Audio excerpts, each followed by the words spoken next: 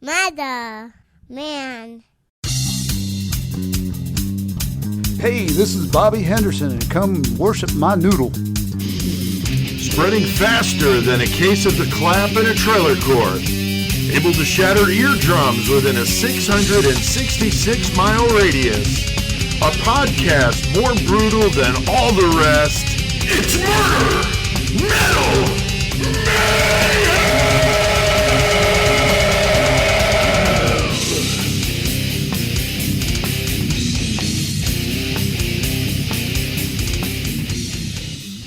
All right, what the hell's going on, Chris? We got all this weird shit going on here it's tonight. Fucking going to be a crazy one tonight, boys. Holy shit, it's Tuesday, so we're throwing down a new Murder Metal Mayhem. We're in Horns Eye Studios for the Horns Eye Podcast Network.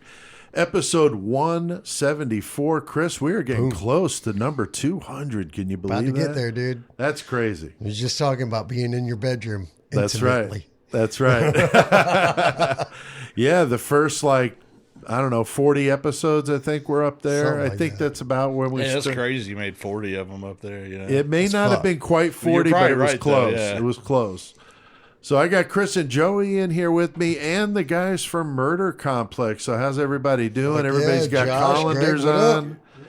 Even Bonesaw's got a colander. He looks kind of unhappy, though, or just very just peaceful. Sullen. Peaceful.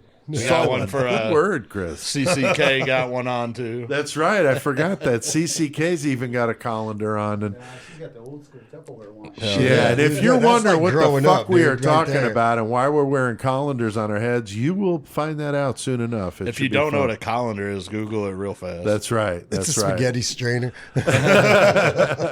So what shirts we got on? Some good ones here tonight, Chris. Is that a Celine Dion shirt? A little story behind this shirt. I just got this shirt Sunday.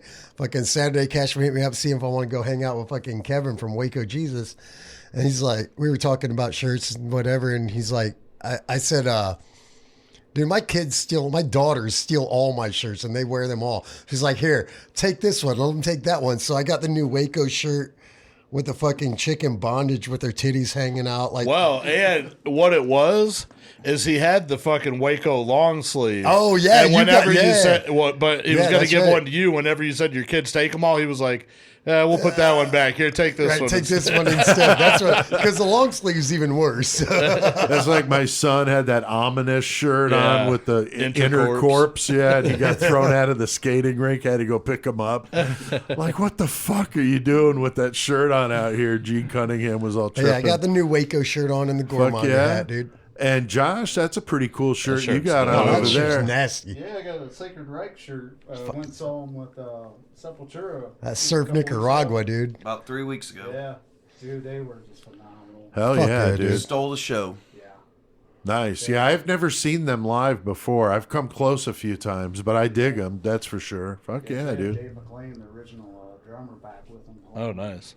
Fuck yeah, dude. Hell yeah. And then Bonesaw, you got a nice shirt on over there. Is that a Max Lighter shirt? Or? Yeah. New logo.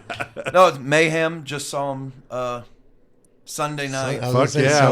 Yeah. I've got that Killer up show. in the metal segment. Definitely want to hear from you guys all for these recent shows you've been to. Fucking And then Joey, what you got on over there? I got the Gore Pot head on, and then I got the Chicago Domination Fest 5. Nice. Cold enough, still wear the hoodie, so I'm rocking that. And fucking Miguel, he was saying that fucking this Friday he's going to fucking release the rest of the lineup for Chicago Domination. Oh, nice. In July. So July. Okay. Fuck yeah. Very cool.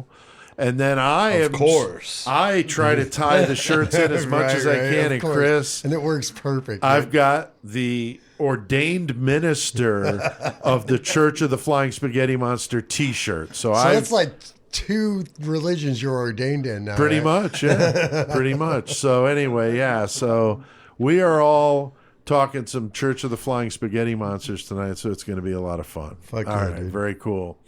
Well, last week, guys, we did our tribute to CK. We got a lot of really good feedback for that. That was cool. And I thought, it turned out good. We had a lot of listeners. Thanks to everybody who posted comments. That was cool.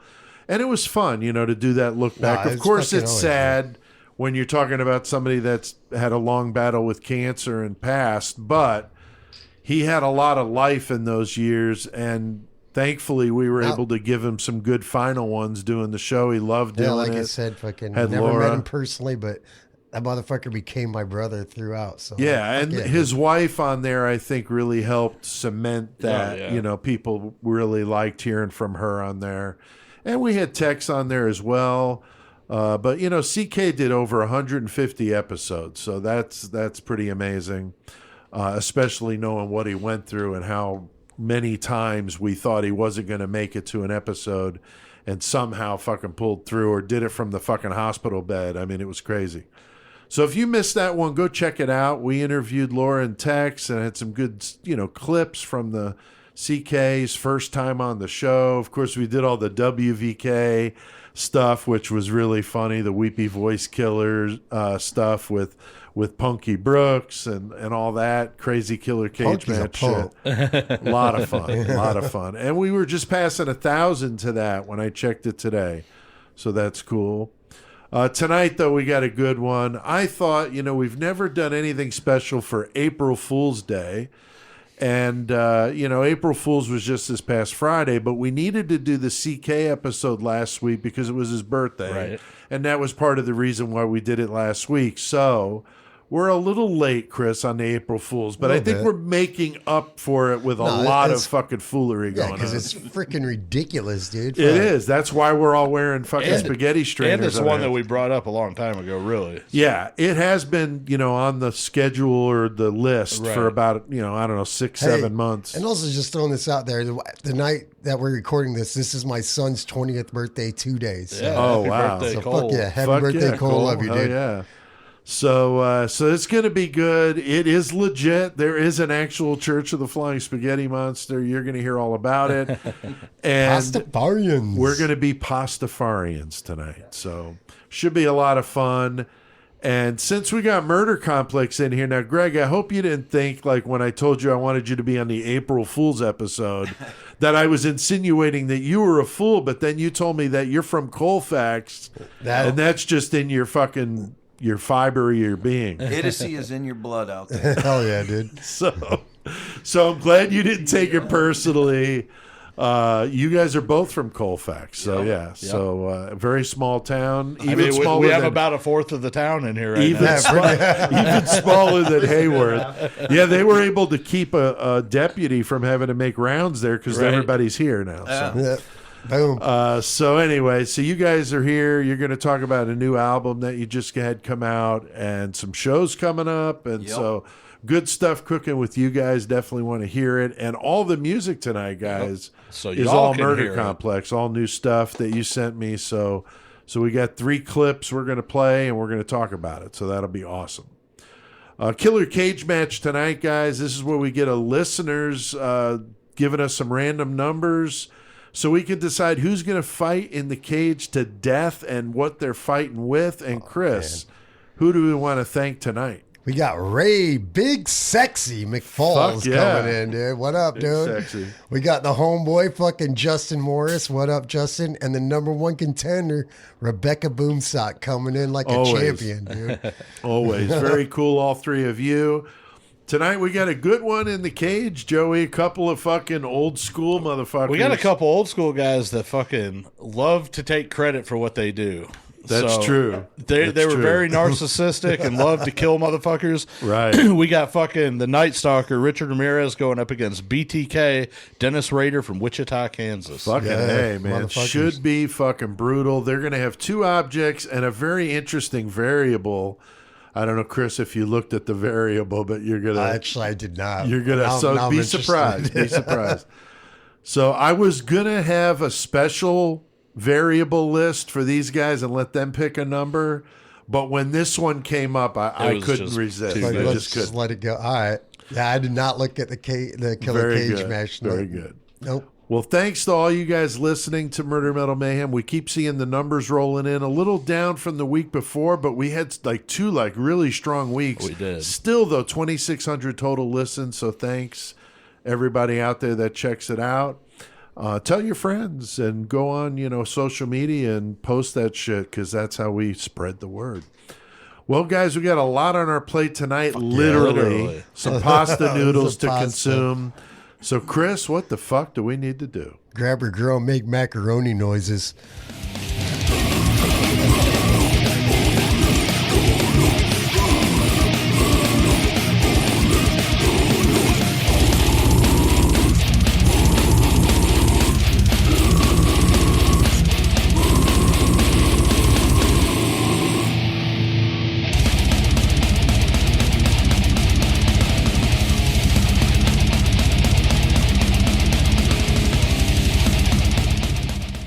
Fucking brutal. that, Some dude. new murder complex there with the Good songs ass shit. From Sheep to Rats. Fucking nasty. Colfax, Illinois. Hell yeah. So definitely psyched to hear more about what you guys been doing, but that's a little tease there for you.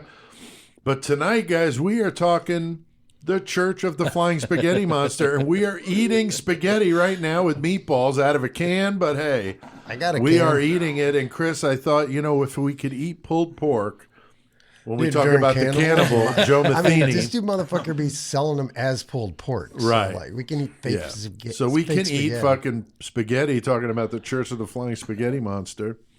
No murder in this one, as far as I know. I have not heard of anyone being killed in the name of the Church of the Flying Spaghetti. This might is have been literally people probably in- the first one we'll ever talk about without somebody dying anywhere in it. I don't That's know. very possible. Has anybody ever fucking died from choking on spaghetti? I mean, But are we going to talk about nope, it? not about it at all. Then you bring in a noodle. That's right. A noodle, yeah. That is definitely a real thing. The Church of the Flying Spaghetti Monster and the colanders on our heads will explain all of this as this one unfolds. So normally they hear us eating when we're doing the metal segment, Right. doing our Pop-Tarts. We're still going to eat the Pop-Tarts. We are, but we added to our cuisine tonight some spaghetti and meatballs. It might sound a little slurpy. That's right. So this guy writes a letter to a school board about their decision to teach intelligent design as an alternative to evolution in schools. And the guy who came up with this is an atheist who objected to intelligent design being taught. And he's all the way over in Oregon, and the school he wrote to was in Kansas. Oh, I thought he was in Kansas himself.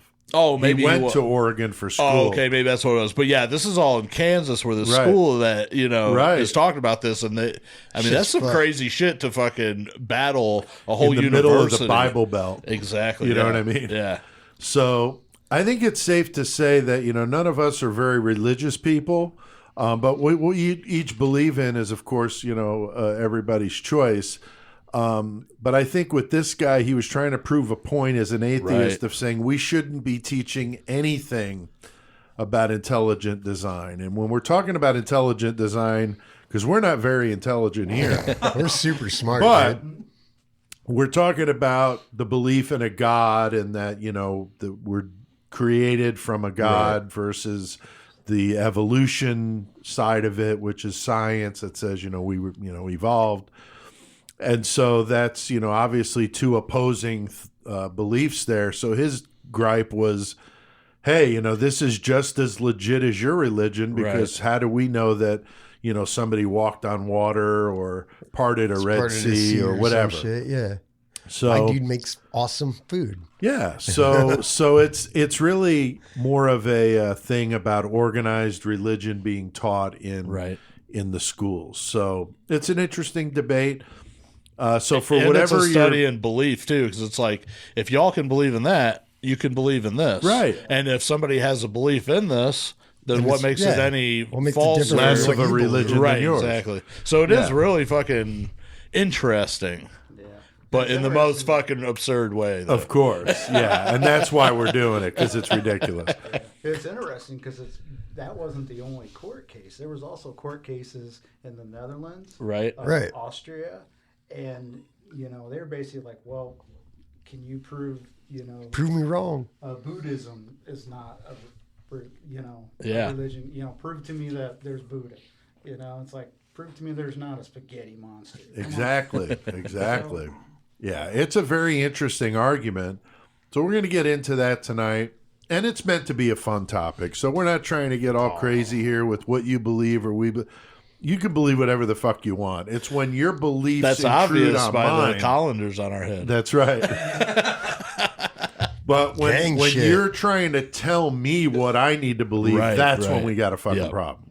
So, But we're going to serve up plenty of pasta tonight. And since I'm Italian, I thought I was more than qualified here to do this.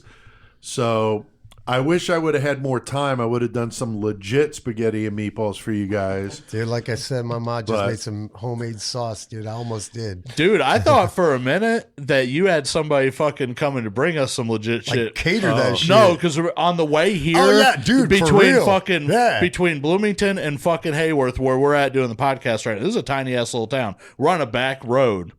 There were 2 cars from Connecticut. 2. One that was fucking stopped in the middle of the road and I had to wait on. And then we pull up and there's another one pulled off the side. We're like, both of them. Yeah, we're like, man, what if that's the other Connecticut? And it was a fucking Connecticut plate. It was fucking weird. And it's like, what are the chances that's not Pete's fucking relatives Driving bringing some us shit out pasta? here. Oh, wow. Yeah. That would have been great. That was that was crazy that was shit fucked though. up. That would have been funny. Or a helicopter down here on the fucking yard, All right, Damn.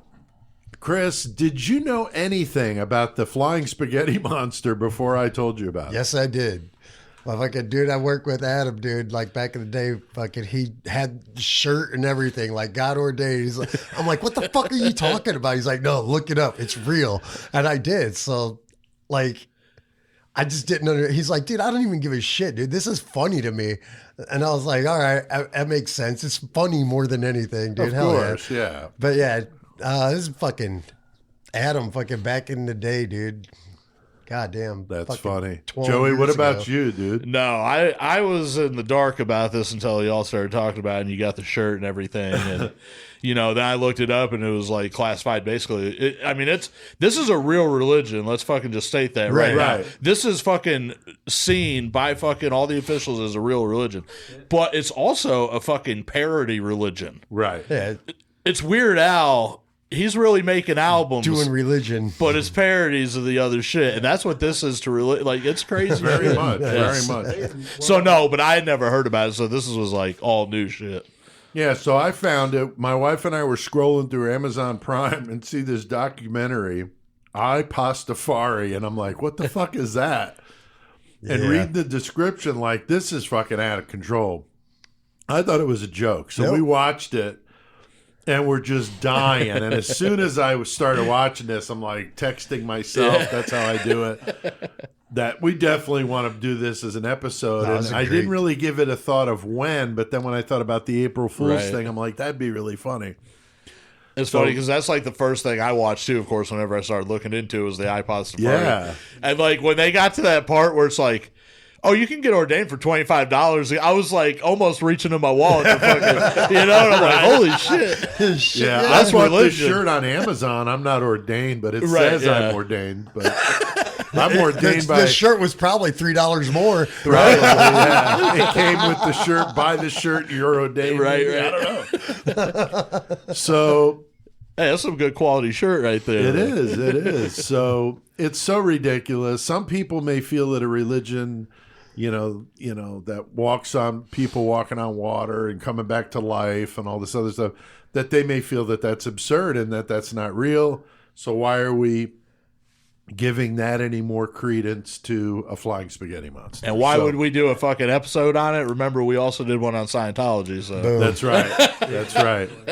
So, Bonesaw, I think that Murder Complex could actually be the official band of the Church of the Flying Spaghetti Monsters. What do you think? Yeah, I can probably come up with like an entrance theme music for when when you walk in, since you're a minister now. Right. When I walk in the church, like my vamp, my music. Okay. this could be our church. That's right. We could be in the church, right? Maybe that's right. what next album might be, a concept album about that. I actually, when I was in Low 12, we had talked about the possibility of filing to become a church and call it the Church of Brutality for tax exempt status. Yeah. Might as well. Fuck. It works for the rest of them. We were really seriously thinking about it. I don't remember what got me off of that idea, but I was really thinking about it for a while. You should do if you do another thing. You should do the Greg's Cattle fucking conspiracy. Oh, The that flying would be more spaghetti monster. fitting to that. Yeah. That would be great. As the fucking goddamn. What about you, Yeah. Josh? You said you watched the documentary today? Yeah, I watched it today. It just what's funny is like every 5 minutes in the movie, it's like they pull up a quote from the book that he ended up writing. Right. And it's so you got to look at it very lighthearted, but Yeah, I like the thing with the instead of amen, it's ramen. Right. That's fucking funny. Yeah. I mean, so it's very clever the way he is, does yeah, it. you know. yeah. It's very, very clever. So all this started by a guy by the name of Bobby Henderson. It was nice Bobby did that intro That was for us awesome. today. Yeah. So thanks, Bobby. Thanks, Bob. Appreciate He was you, a Bob. 24-year-old physics graduate from Oregon State University. A lot more education than any of us fucking in this room have had, I'm sure. He sent an open letter to the State Board of Education in Kansas in January of 2005. He was objecting to their decision to teach intelligent design in schools, and we went over what that is. So this is a newer concept. So the possibility this that ain't some of our old. listeners know about this already is awesome. Right. And I did see a couple people comment, "Man, I'm excited for you guys to do Very this one." much. Yeah, I saw a few of them too, so that's cool. So, he definitely challenges this with this letter that he writes. So, he's saying that we should just do it, with evolution in schools because that's science and that's what we know Right. and can prove. And, like the Big Bang Theory and all that stuff that we learned about when we were in school. So Bobby Henderson writes this letter to prove a point, and that is that believing in a flying spaghetti monster is no more absurd than Jesus walking on water or Moses parting the Red Sea. And again, we're not here to bash religion. You can believe whatever you want, but like I said, when I have an issue with it is when you're telling me what I need to believe. And Hey, that, Greg, that's when's what the I don't last think time is you right. walked on water? Last week. Nice. Last week? Hell yeah, you're my new messiah. Okay. I've got a question. I've got a question that maybe you all know that I don't know. Was the flying spaghetti monster concept ever around before he brought it up? No, So, okay. no, it's all him. Okay. Yeah, 100%. because when he wrote that letter, he also included a picture Right. Yeah. of Right. a flying monster. Yeah, the hand drawn on. attacking a Yeah. mountain, Yeah. and there's also here's a midget down in the corner. Right. Yeah. That's funny. It said, "Here's a midget." Just to show the size, scale. Right. For scale. For scale. Midgets come from the spaghetti monster. Right. That's I forgot about that. Hell Yeah, that was funny. It's a So, midget. so Chris, he wrote, I don't have a problem with religion. I have a problem with religion posing as science. So what do you think about that? And it's not a science. It's everybody's belief, and I'm down with it. Go with the flying spaghetti monster. There you I go. don't care, dude. And Joey, he Because goes it's not on. science, dude. He goes on to say that if there is a God and he's intelligent, I would sure hope he had a sense of humor. So I mean, who the fuck could argue with that? He's not ever putting anybody down for No, believing in not at all. anything. Just don't push He's it not on saying me. that you're crazy or believe in fucking imaginary friends. Right. He was not coming at him like that. He was just trying to fucking offer the fucking the leverage of, hey, if this is possible, then this Right. is possible. So- and the only way to fucking get people's attention sometimes is to do it in an absurd way. Right. So that's what he did. But like you said, he did it clever too. So that's why we're talking about it now. exactly, Yeah. exactly. So I mean, he was just trying to prove a point with an absurd thing, but there's a lot of very clever, things woven into this, Yeah. which really makes it that much funnier. And people took it and did their own things with it, Right. which we'll talk about, which is also awesome about it too. So, Yeah, different countries. I mean, that video they showed the guy in Germany. Pirates. yeah. They have Yeah, a the weekly pirates. fucking Oh, that service. pirate Yeah, shit. it's fucking That awesome. fucking wedding in Australia, like that Yeah. shit was cool, It is cool. Like at They the do end the of fucking kiss, guy- They did it with a noodle. The noodle, Yeah, that's what I yeah, said. yeah. That's what I was Lady gonna in the say, tramp. the lady in the Yeah, tramp instead of a shit. Hell yeah, communion with dude. the wafer, they do it with the spaghetti noodle. It's fucking classic.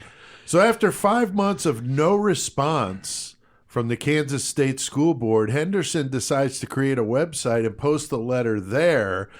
And this went fucking viral. Pastafarians coming out of the fucking woodwork.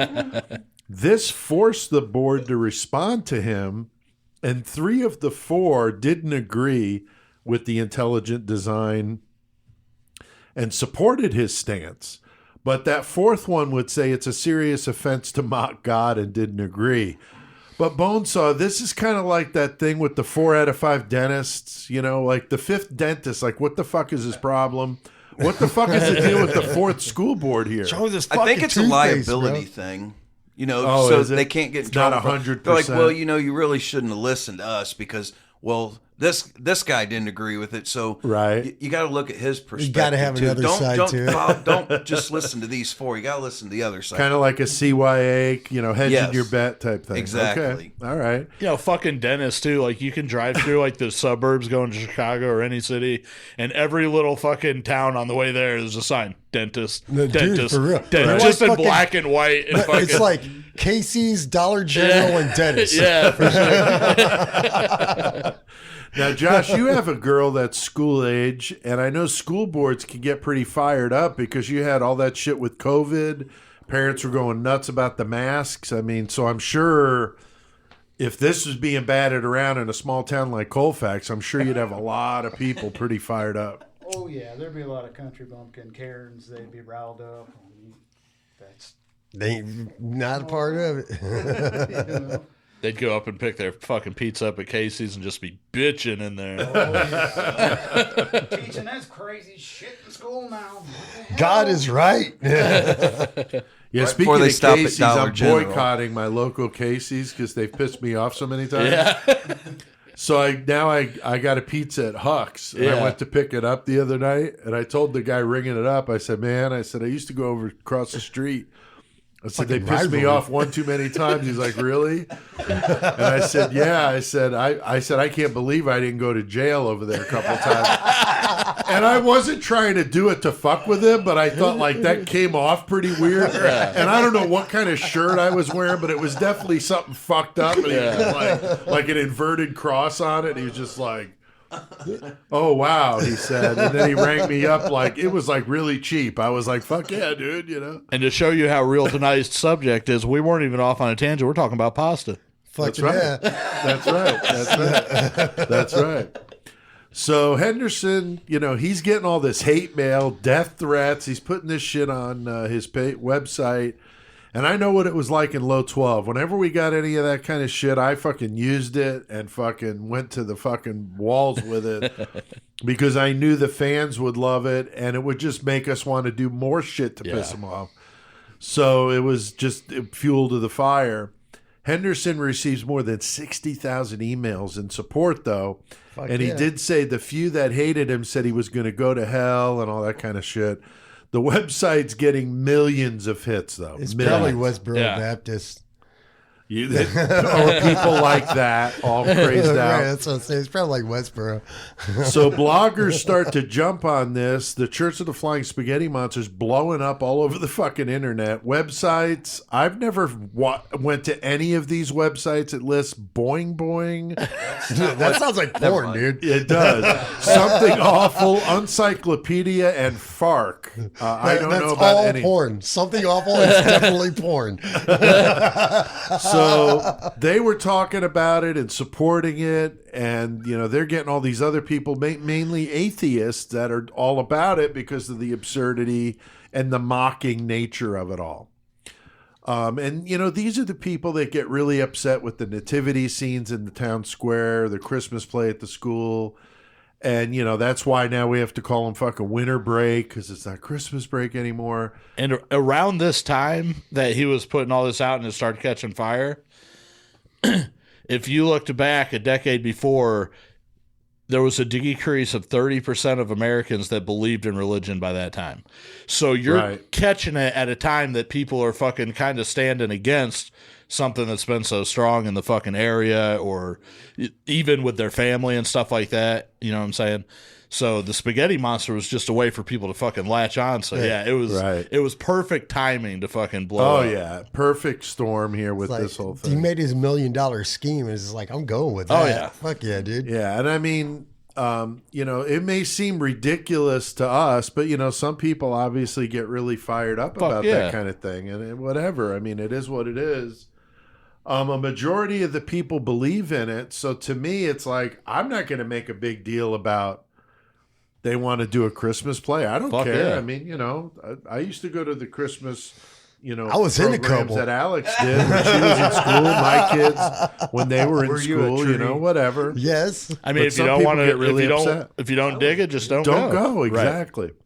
Now, Chris, I know we've had conversations about religion many times, but what do you think about the people that get really upset when there is a mention of God? Or Man, it's going to happen in life, dude. No matter where you go, I don't care if it's God, whatever. I don't well, care. our money fucking says God on it. That's so true. it's like people that don't is fucking true. Our turn that money shit does away. say you know? God on it, which is So- fucked up. But Yeah, no it's matter fucked what, up. you're still going to hear it. Just like I had to go to a funeral today, and I fucking left there. I was like, no, make my shit a rager. Don't worry about all that shit because I don't want that. Yeah. But God's always going to be a thing, especially in this area where we live. Right. Like that's Oh, yeah. The huge. Midwest. Which- it's gonna which be is- strong.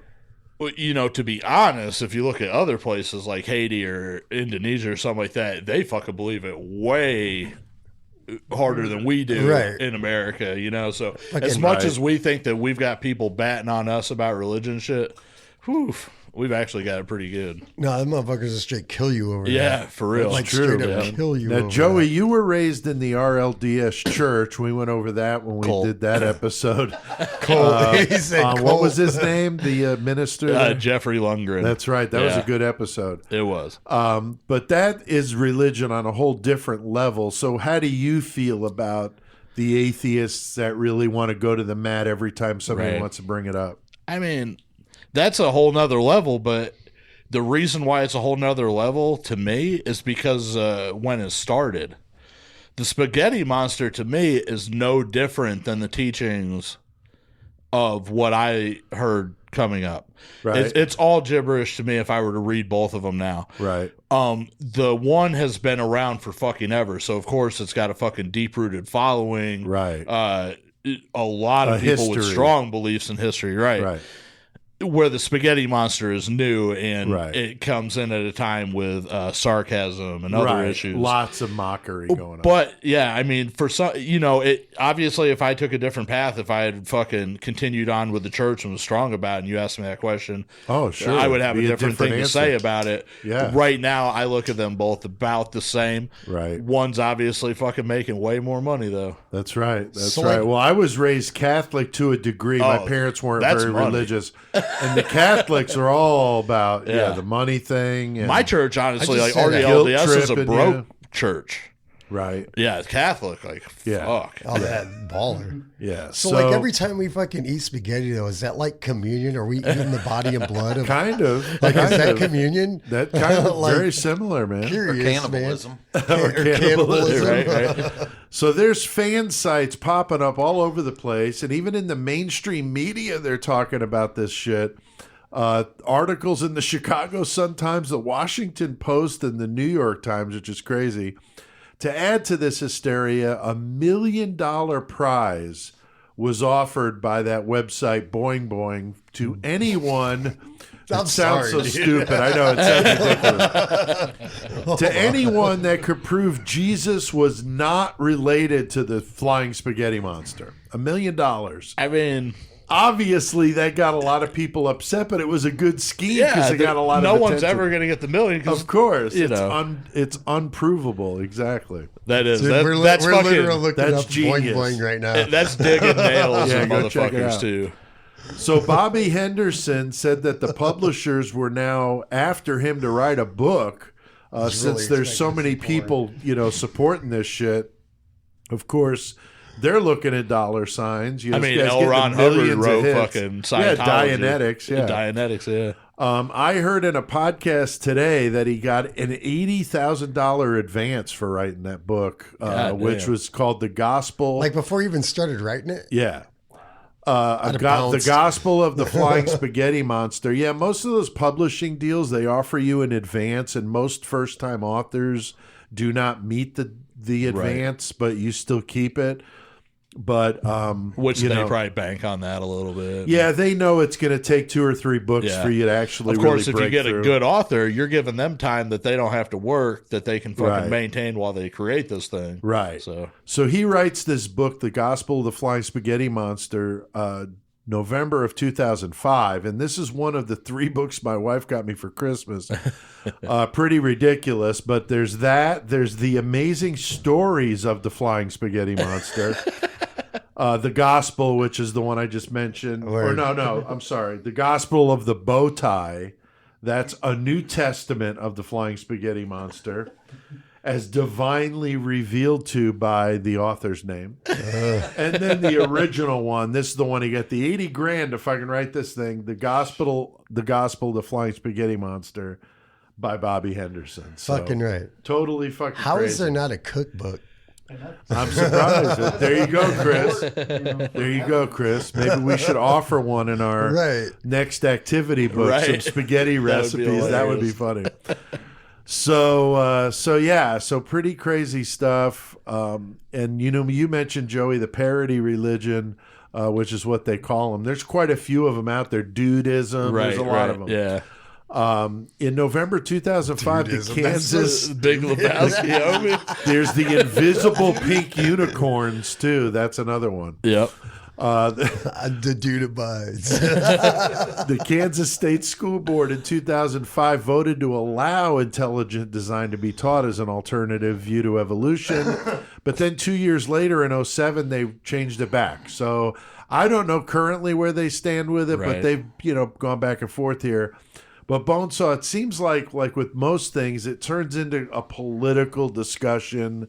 You can't watch a fucking ball game anymore without that bullshit, which is why I've not watched a professional sports game in probably 3 years. Yo, I just can't Punky told you, though, you didn't represent his boy from Finley. I did.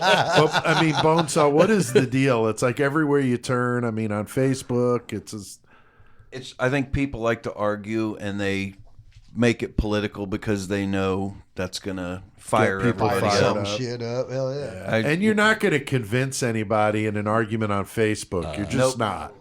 I'm not going to change anybody's mind. They're not going to change mine. It's like, hey, you do you, I'll do me, and I'm happy. I'm not hurting you. You ain't hurting me. Exactly. Now, Josh, Pastafarians would get a lot of support with views like, their afterlife, which involves. What does it involve, Josh? What is their afterlife involve? It involves you got the beer volcano. Fuck yeah. And the stripper factory. Yeah, beer volcanoes. I think a lot of metalheads would get behind that. Oh yeah. I mean, don't you think there's so? stickers everywhere. Did you see that shit that they have a concept of heaven and hell, I saw but the that. hell is flat beer. Watered down beer, and what was it? Strippers with STDs? Yeah, something like that. I was dying, though. I was like, Jesus Christ. I thought that was funny, too. Because they have a list. It's not like it's like a spoof of the Ten Commandments, but it's I wish you'd or I'd rather you not. You not. The eight I'd rather you not. Build $1 churches. When they were going down the hill. you drop 2 at a time, so it's only 8, not 10. Yeah. Right. Yeah, it's pretty funny stuff. One thing I saw in the iPastafari documentary was how they identify with pirates. This is the best part. This is the best part to me. And this is their rationale here. They say they were the original outcasts because of Christian misinformation. So many of these fucking Pastafarians wear pirate gear to show their support.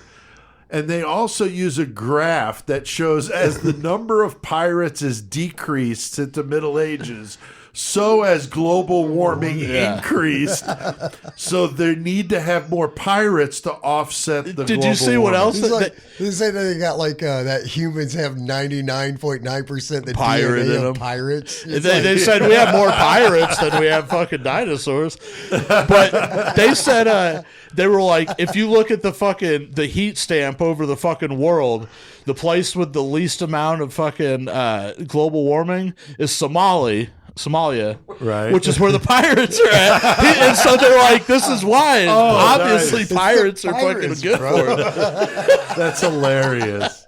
That's fucking hilarious. But, the thing is, and it sucks, like Bonesaw was saying, it permeates everything, this political shit, because we know that global warming is a big political hot button issue. Right.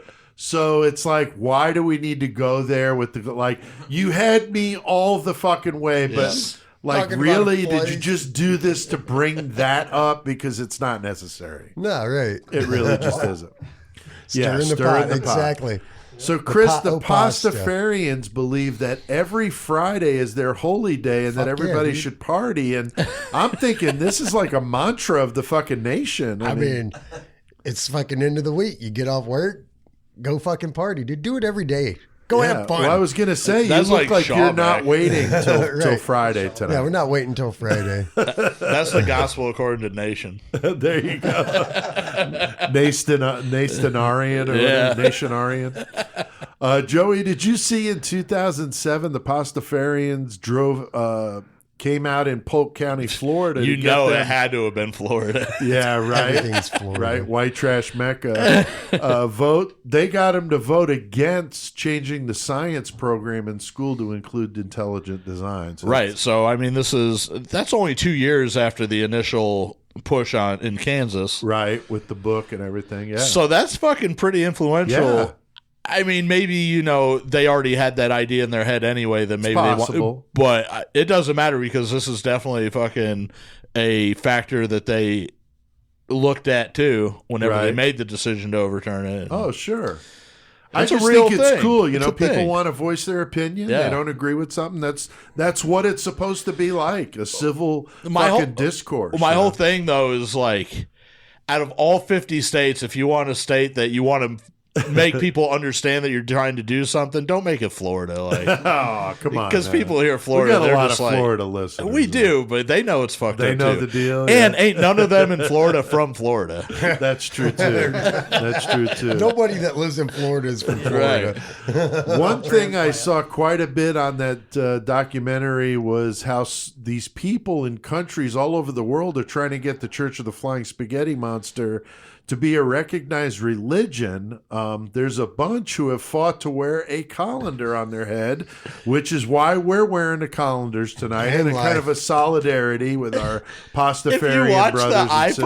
Pastafarian thing that we're talking about, Dude, there's that's so the one many- they shows an Illinois girl. Yeah. Her license is an Illinois license with her colander on her I head. remember that in that. Yeah, because I watched it. Yeah, they Even the show whole a thing. lot of the people that got Yeah. them on their licenses from And- where they're from and stuff. And they showed that one guy, and there's more of them, but the one dude who was locked up in prison, and he was trying to wear the hat. Like he had a crocheted one, like the Muslims in prison and shit, Right. And he wanted to wear it for religious, and they fucking shot him down on that shit. Oh, but, shit. Yeah, It should look kind of like that cone. it did. No, it looked a Yeah, lot it like did. that. That. Yeah. That's right. That's right. I mean, if I had more time, I would have got a crocheted one. That was Yeah, shit. that's pretty tight.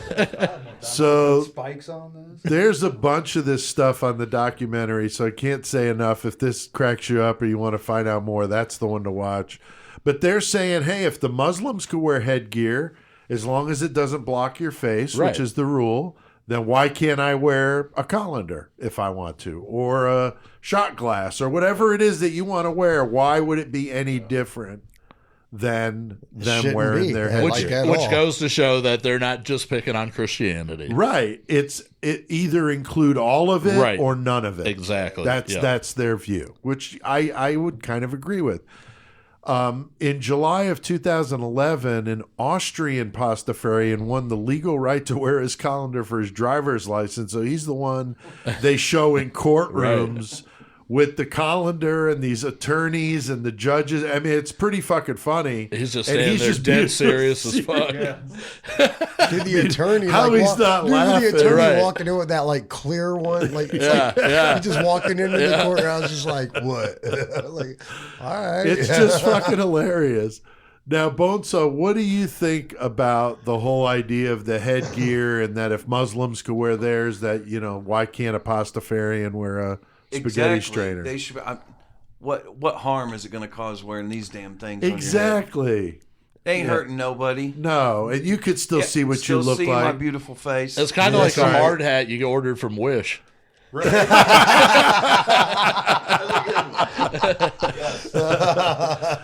So, Josh, maybe you should try next time you renew your license. I don't know, when do you do again? I don't know, you want to go to like Clinton or somewhere where they might let you do it? Gibson City, I don't know if they got. sense of humor or not. But Yeah, I wonder what they would do because, like you said, Joey, there was that one chick from just Illinois. go in there starting shit like, Just for no, no- I'm just serious because, about this. yeah. And they're going to be This like, is my God religion." damn, why me? Why today?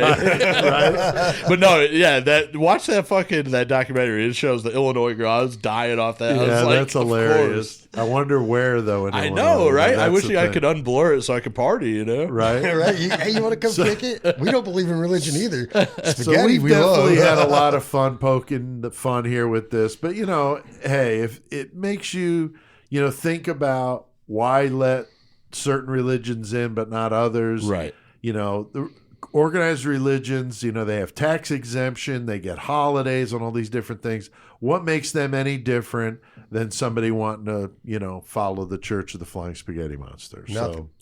So, their strange ideas and customs are based on supernatural things that don't seem any more legit than the Flying Spaghetti Monster. So I think the case could be made. I definitely see both sides of it. I think it's obviously mocking, and that's why it doesn't get taken so seriously by, quote unquote, those in charge. But Yeah. I think, legally, I don't see how you could make a stand that it's not a religion if people say it is. I mean, what makes my beliefs any different than yours or Josh's or whatever? I mean, it's an interesting one. So I don't know. What do you guys that's an think about it? obstruction on the fucking Declaration right there. Yeah. Our Bill of Rights right there, like laid out for you. Right.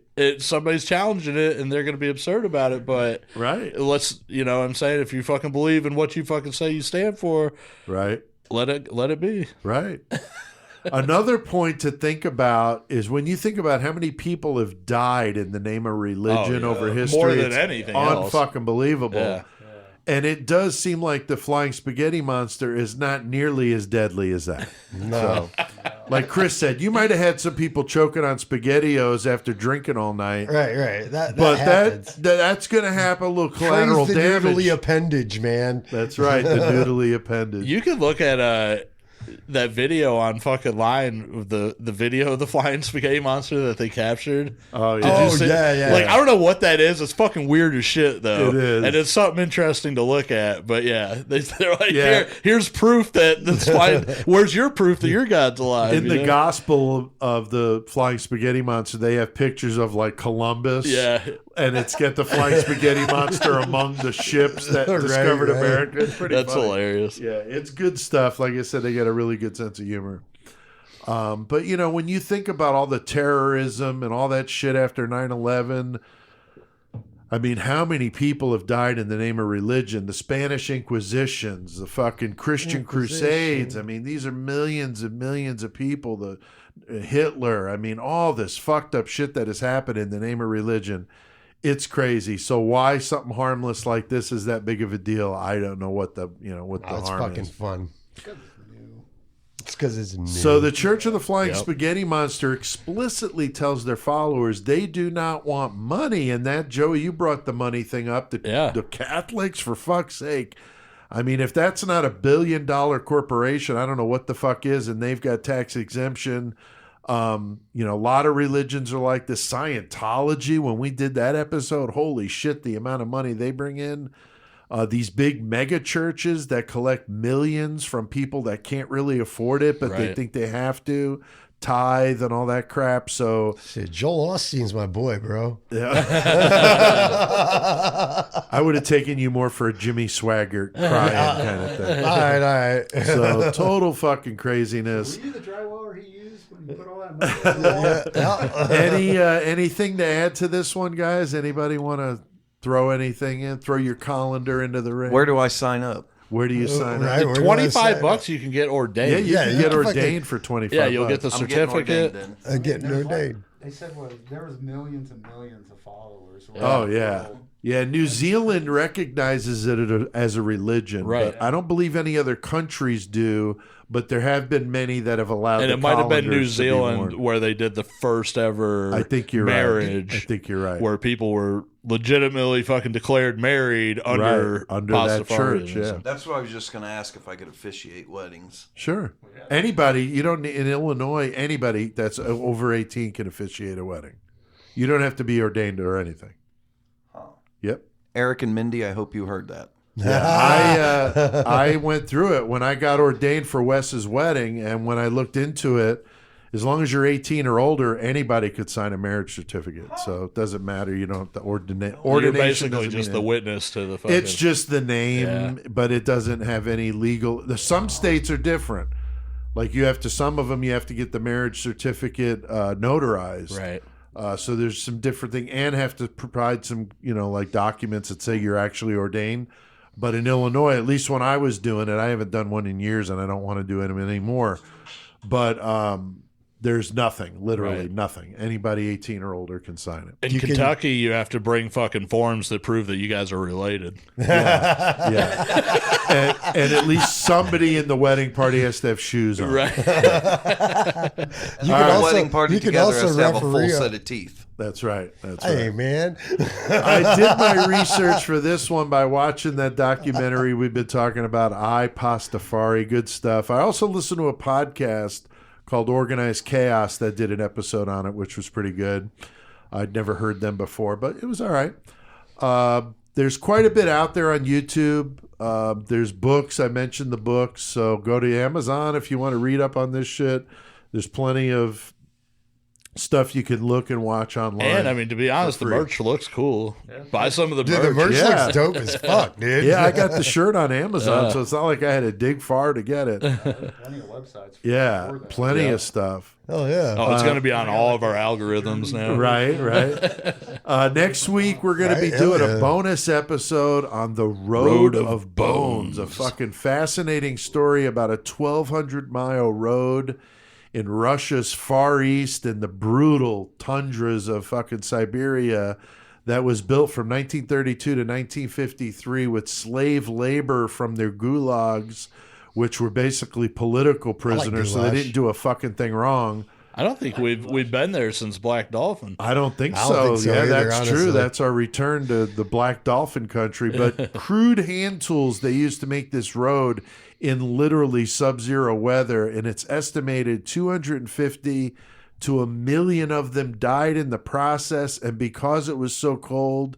they couldn't bury them, so they just buried them in the road and fucking paved over them. Yeah, so you're rolling That around is on a million people. Fucked up. That is fucked up. Driving over people. And I found out about this when I was bet doing that an road don't get interview with potholes. Chris from the band Warfect. They have a song called Left to Rot.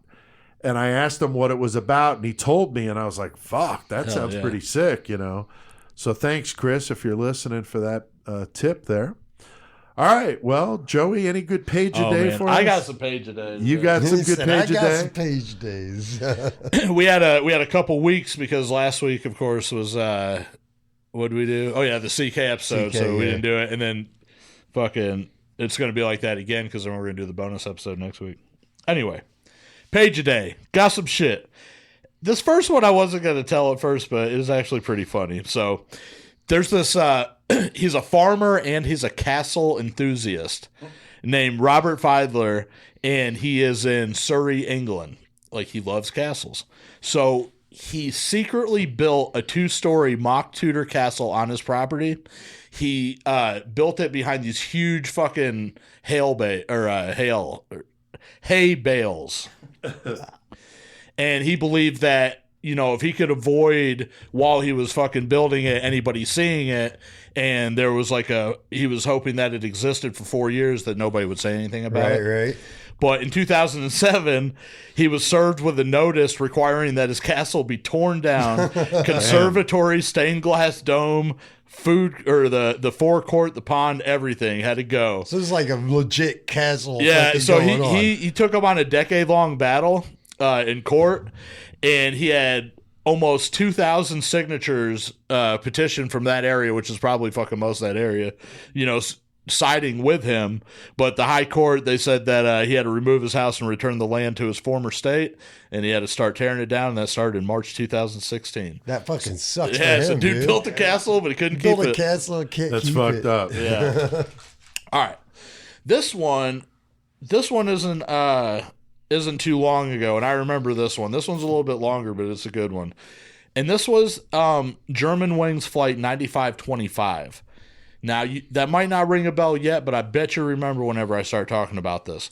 So there weren't any distress calls or responses to air traffic control before German Wings Flight 9525 en route to Dusseldorf from Barcelona on March 24, 2015 crashed into a mountain in the French Alps. It killed everybody on board, 144 passengers, 6 crew members. And whenever they did an investigation into why, this is what happened. Co-pilot Andreas Lubitz had deliberately flown the plane into the mountain, going 435 miles an hour. It was a case of suicide by co-pilot. Wow, I think I do remember that. Yeah. Remember that? The voice recording, of course, from the inside, they had the black box and everything, and it captured what was going on inside the cockpit in the final moments. So at some point during the flight, the actual pilot, he left the cockpit, and as soon as he did, Lubitz closed the door, locked it behind him, and then the pilot comes back in a second and he starts banging on the door, like, let me in, let me in. Going on? Yeah. Lubitz does nothing. The pilot attempts to break the door down. He was unsuccessful. Oh, wow. Special reinforcements had been added to all cockpit doors after September 11th to maintain that nobody could get in there and that they were impenetrable. Oh, so along with the pilot's futile efforts, the recording captured unanswered transmissions from air traffic. They're like calling him nonstop from air traffic, and he's just not answering. Wow. And this dude, Lubitz, his breathing never fucking changed. He was steady the whole fucking time this happened. Moments before the crash, that's all you hear is the screams of the passengers, and that's it. Wow. Whenever they searched Lubitz's home, they found in his trash a doctor's note declaring that he was unfit for work. And on his tablet were searches for ways to commit suicide and cockpit doors and their security provisions. Oh, fuck yeah. So he knew what was going on. This is in Germany? Yeah. So German-born Lubitz, he'd been treated for suicidal tendencies. Fuck yeah, that's fucking awesome. suicidal. Page a day, fucking throw it in. ST. Okay, not joking about suicide, but suicidal tendencies. I mean, that's tight. Right, of course. So anyway, he'd been treated for suicidal tendencies before his pilot's training, and he was actually denied a U.S. pilot's license. Because of the treatments. But Germany, they have super strict, I don't know if this has changed or not since then, but they had super strict privacy laws where employees couldn't look into your medical, situation, your records and stuff, because then they couldn't make decisions based upon that and exclude people. Kind of a good thing, but man, whenever you got all these people's lives in your hands, it's pretty crazy. Yeah, you should fucking know. So anyway, they had these strict privacy laws that prevented employers from accessing their employees' medical records. So German Wings was unaware of his condition. Lubitz also believed that he was losing his eyesight, and he had consulted more than 40 doctors over the 5 years before his suicide. He feared that because of his blindness, he would lose his pilot's license. Oh, wow. So the aftermath of this, the French I'm just going to say the BEA because it's a long-ass word, but basically the people that checked into everything that was going on with it, they concluded that Lubitz was suffering from psychotic depression, and his fear of blindness prompted him to research ways to kill himself. The BEA also questioned German medical privacy laws, stating that this may have been a case that, the risk to the general public outweighed the individual's right to privacy. So that's fucking that's a fucking strong thing to fucking come against, you know? Yeah.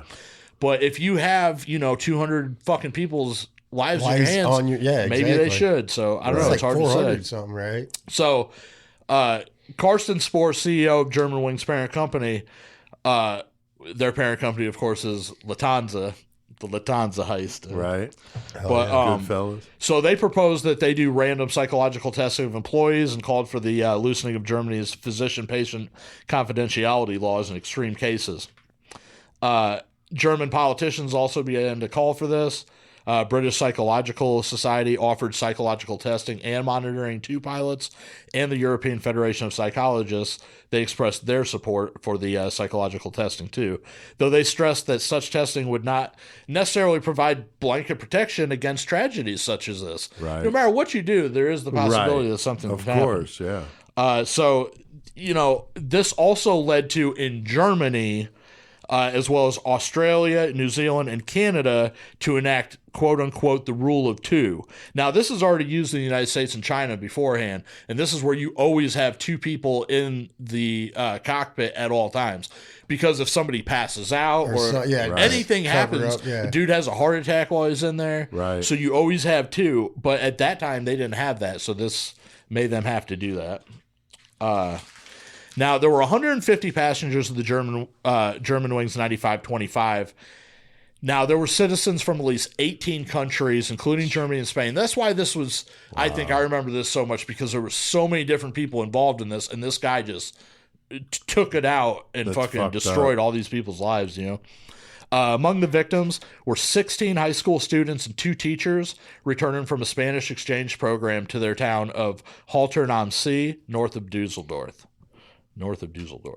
So the mayor of Haltern am See, he described the crash as the darkest day in the history of their town. There was a memorial held a month after the crash, and it was attended by 1,500 people, including friends and relatives of the victims, politicians, rescue workers, airline employees, etc. Lubitz's parents were invited to come to that, and they declined, and they didn't go. So 2 months after the crash, the bodies of the 2 teachers and the 15 of the 16 students were returned to Haltern am See for burial, and the remains of 44 German victims were returned to Dusseldorf on the same day. So it took them a long time to cover them. And I think I remember that too, because like they were showing it like in the field, just fucking chaos in this mountain or whatever. So negligence on the part of Lufthansa was not proven. So they weren't held liable because fucking Lubitz, he withheld that information from them. I see. However, the airline did pay £85,000 or $100,000 to each victim's family, and up to about $30,000 for pain and suffering to everyone close to any of the victims. Goddamn, dude. So they did do something. They were found, not liable, but they did do something. So that was the Germanwings fucking tragedy. And like I said, that was I remember watching that one on the news as it unfolded, and it was just fucking tragedy. Fucked up. All right. So I got a couple more here. Like I said, it was a long time, so we fucking had some good ones. Yeah. This is one that, now we all talked about this lady beforehand, Joanna Dennehy. Using that term lady pretty loosely. That's a good call, yeah. Lady might not be the proper word. Yeah. So March 2013, Joanna Dennehy, she decided to kill 9 men, just like Bonnie and Clyde. She wasn't interested in killing women, especially mothers like herself, and her reign of terror began on March 19th when Dennehy stabbed her drinking buddy, Lucas Slabaszewski, through the heart. Yeah. Right. They're just fucking drinking, and she stabs the fuck out of him. 10 days later, she stabbed her housemate, John Chapman, and her landlord and lover, Kevin Lee. She dressed Lee's corpse in a black sequin gown before disposing of the body. Yeah. All 3 victims were dumped in ditches outside the cathedral city of Peterborough, England. Dennehy didn't make it to 9 victims, although accomplices drove her to Hereford after the murders of Chapman and Lee, where she attacked 2 dog walkers and stole one of their dogs. She was arrested on April 2nd and confessed to the 3 murders and 2 attempt murders. And whenever they asked her what her motive was, she said entertainment.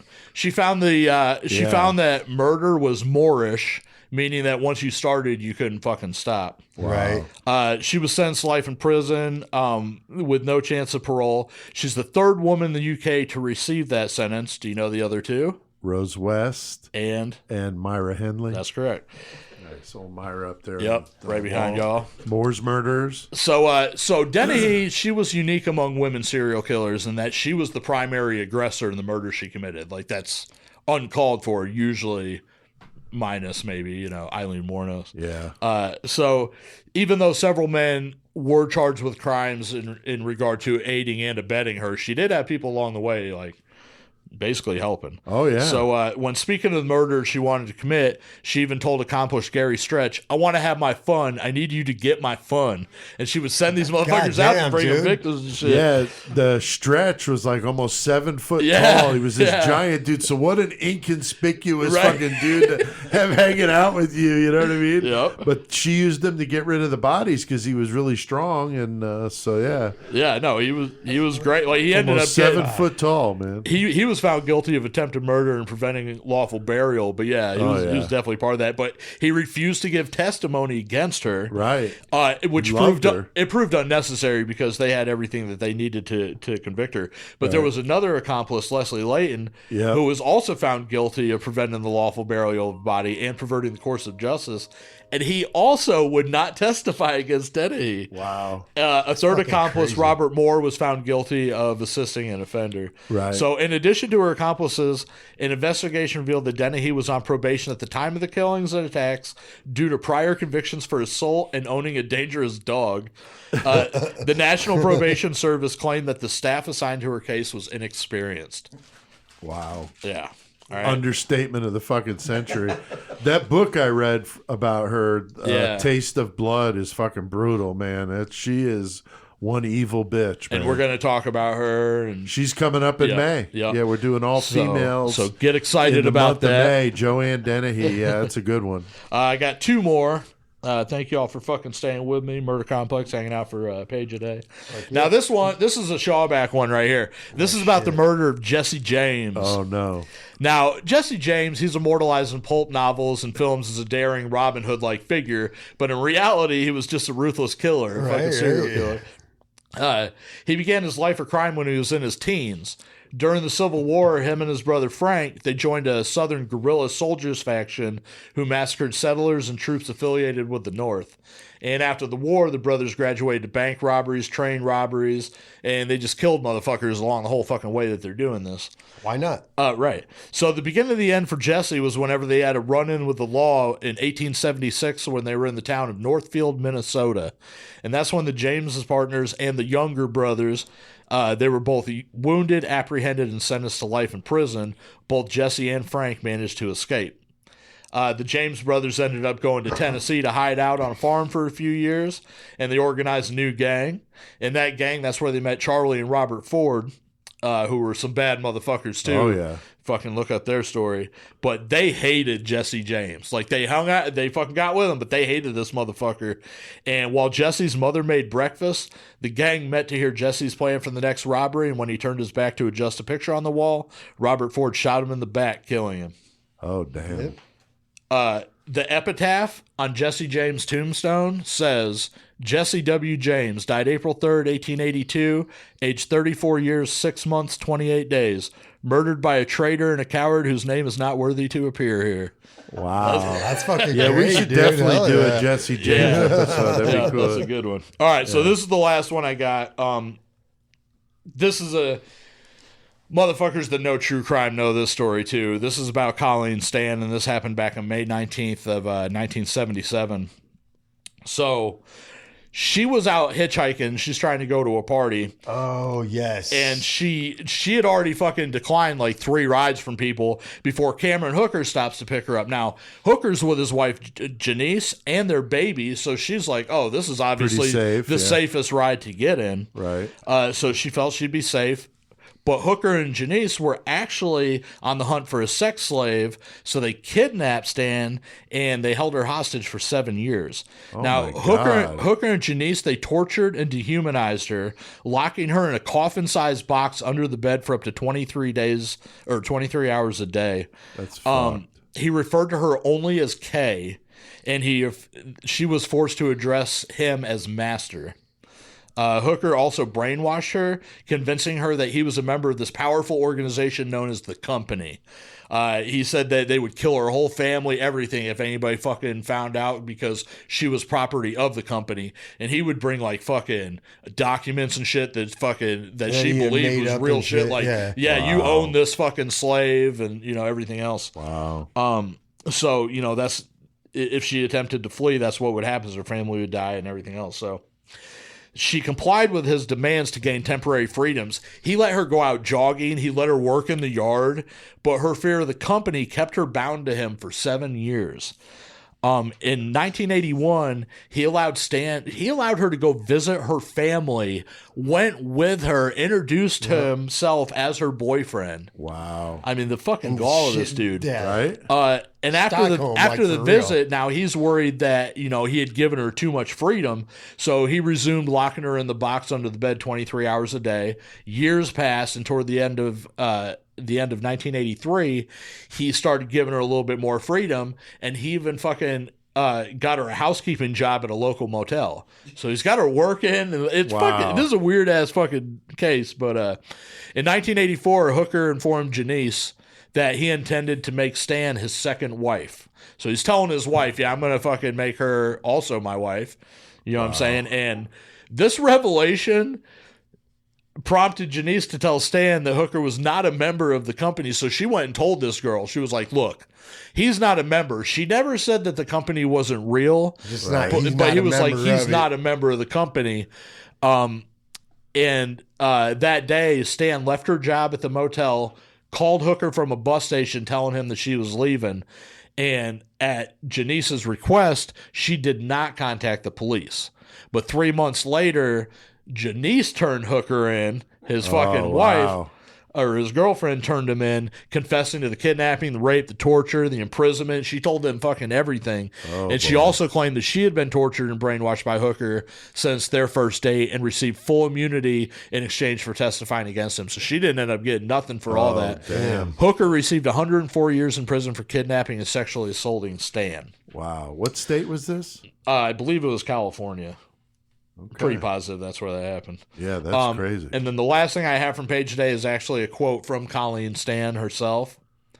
And this is in her own words. She said, "People don't understand all the threats made against me, my family. There's a lot more to it than just walking away. When you're sexually abused, these things solidify the fact that if you don't do what I say, I can take your life. I thought, what if he catches me when I try to escape? It wasn't like I never thought about these things. I did, but I never felt safe to act on them until his wife came to me and said, we have to get out of here." So, wow. Damn, dude. That's hardcore. yeah. Damn, that is hardcore. All right, page a day. Yeah. A lot of good stuff tonight. All right, well, we have done our fair share of all things spaghetti tonight, so I think it is time to crank it the fuck up and talk about some heavy metal. So, Bonesaw, what the fuck do we need to do? Let's get on metal on. Just because CK has passed on, he's not done educating the masses. CK will forever be the great metal motherfucker. We're here to stomp poser ass and eradicate the planet of their kind. CK has passed the torch to us, and we will forge the fuck on. In CK's name, we will bestow metal knowledge upon all of you. All right, all hail CK, the great metal motherfucker. All right, well, we got Bonesaw and Josh here from the band Murder Complex. They've been sitting here. They were Pastafarians with us in the last segment. Yeah. They've been good sports. We fed them fucking spaghetti and meatballs, Joey. Pop-Tarts. Chris, we give them fucking Pop-Tarts for dessert. Yeah, it's like a white trash fucking cuisine in here. Yeah, it is. I love it. But these guys are here. They're from Colfax, Illinois, which is surrounded by cornfields like us. Yep. Corn and beans, right? Corn and beans. And so fucking thanks wind turbines. Thanks for coming in, guys. Bonesaw, you've been here before a few times, but Josh, you're new to this scene. What do you think about the Horns High Studio? Pretty nice, pretty nice. You're sitting there up against the blood wall that's got like bloody handprints and serial killer masks. We got the fucking the green hair on old Albert Fish up there. So for for St. Patty's Day. So Getting her done. And don't worry, the blood's only menstrual blood. It's fine. It's cool. So very cool. Well, we got you guys in here. How long has it been, Bonesaw, since you guys have done anything with Murder Complex? Because you guys have been around for a while. Yeah. Actually, this show that last HOI was the last time Murder Complex did anything before. We didn't. EP. Oh yeah. We played Cashman's HOI, and then didn't do nothing for like 2 years, and then tried getting back together one time last year, and then it didn't work, and then me and Josh decided, well, let's try again, and it's worked. So fuck yeah, dude. And is it just you two? Yeah. So Bonesaw, you're doing the vocals. Yep. And then Josh, you're doing all the guitar work. Yep. And then we sit there and argue about the drums we program. Right on. The drums sound good though, Yeah, man. I think so too. The programmed drums really sounded good. So The quality of it's good, and you guys are recording it. Josh, you're doing it at your studio, right? Yes. Yeah. He's the mastermind behind that recording shit. Hell yeah. What's your studio? Ogball. Yeah, Ogball Studios there in Colfax. So That's fucking cool. dope And what ass do you? spot. What software do you use to do that with, Josh? my main one I'm using is Cubase. Sometimes I do go back to my old school Cool Edit 2, which was from back in the 90s, but Right. it took me a while to finally convert, but I did that like 5 or 6 years ago, and every year it seemed like learning something new, and it's like, ooh, I can dial this in even more. So Right. Oh, right. yeah. now I got like 3 different monitors going, and Awesome. all these plugins. It's legit. Like when I did my last full length, I had Vaughn fucking do a song with me, and I was like, well, I don't want to fucking just bring him to my house and have him fucking do it like I do it. I was like, let me see if Josh is down, and they were cool. They let me come out and fucking Vaughn did the vocals out there. And Hell yeah. shit. Yeah, And it's I legit. gave. Is that when I gave you the idea to have the monitor in the fucking vocal booth? Yeah, which I did put one in there. Fuck yeah, dude. It's just this little guy. He's like That's all you need. 20 inches. But that's all you need. Yeah. Hell yeah. Well, very cool. Well, what about this new album, Bonesaw? What's it just came out, Yeah. Just what was supposed to come out on April 1st. right? And then April Fools, it came out sooner. yeah, for some reason. Yeah, I saw you were like, "Fuck it, it's out." Yeah, DistroKid released it on March 8th, so I'm like, oh, I guess it's out. It's out now. Fuck We it. didn't Let's have the go. physicals yet, but I'm like, well, I know everybody's gonna want it on Spotify and iTunes. Well, I mean, Cashman wants physical copies, Right, and stuff, right. But everybody else, like, I just got it on Spotify. So yeah. Hell yeah. Yeah, dude. unfortunately, it's the reality of it, which I know is. I was hanging on for a long time to the CDs, and then when I started getting into the streaming, it's like, I know it sounds better, and I know the bands make out much better to do it that way, because I know I've never gotten a check for streaming. Nope. And I've been in bands for 30 plus years. I've probably recorded at least a dozen albums, and I've never seen a penny. So bands don't get shit from those streaming services unless you're like fucking Jay-Z or some shit like that getting millions of fucking listens. It's too bad. It's basically to get it out there so people can hear it. Right. That's So the then they come thing. to And the shows. as a listener, it's so cool for Josh to tell me, "Hey, Pete, have you ever heard of this band?" And I'm like, "No." And while I'm talking to him, Can look it I'm up pulling and this check it shit out. up on my phone and I'm listening to it. Like literally right at that moment. And growing up as a metalhead in the fucking 80s, that You're is like, like get ready to press wizardry to record. me. Like, holy shit. Like, that's so fucking crazy, you It know? wasn't nothing like that. Yeah, it's so different than the way it used to be. What is it, like 7 tracks on the album? 5. 5? Okay. Okay, and what's We the were name gonna of the put out a album full- again? We were going to put out a full length, but everybody's like, just do 5 really good songs, and we actually recorded them, and I'm like, well, these are all really good. Fuck it, let's Okay, just let's do an throw EP. it on. Hell yeah, dude. What's the name of the album again? Dead Risen Revenge. Fuck yeah. And excuse me, I'm eating a Pop-Tart. It's the Fucking metal Pop-Tarts, segment. We eat man. Pop-Tarts when we do They metal. know. So very cool. And then you guys get some shows coming up? Yeah. Go ahead. Josh, why don't you tell us about know the more shows, about man? it than I do. Yeah, we're playing Gore Camp 2 and Galesburg. When is that? Galesburg. When May is the Gore 7th and Camp? 8th. Yeah, May. Is that when it is? I think so. I thought it was the 6th and 7th. Or maybe that's what it is. Friday and Saturday. Yeah, it's a Friday, Yeah, Saturday. yeah. First weekend of May, I think. Yep. But yeah, with like 34 other bands. Cashman's playing. Yeah, that's a big show. Lividity, Putrid Pile. Yeah. They got Pit Lord, they're playing. Yeah, Pit Lord. Jeez, I can't even think now. There's so many bands, dude. Squatch Nothing put it but together. good. Both days are going to be killer. Yeah. Yeah, that's awesome. No Disturbed tribute bands or anything? No, not this year. That's Maybe cool. next year. That's cool. Very cool. How can our listeners get a copy? You said it's on Spotify and stuff like that, but what about those old schoolers, Bonesaw, that want a physical copy? Yeah, we got some of those, and I guess the best way is hit me up. My email is Gregory with a D, like Gregory but with a D, 74 @gmail.com.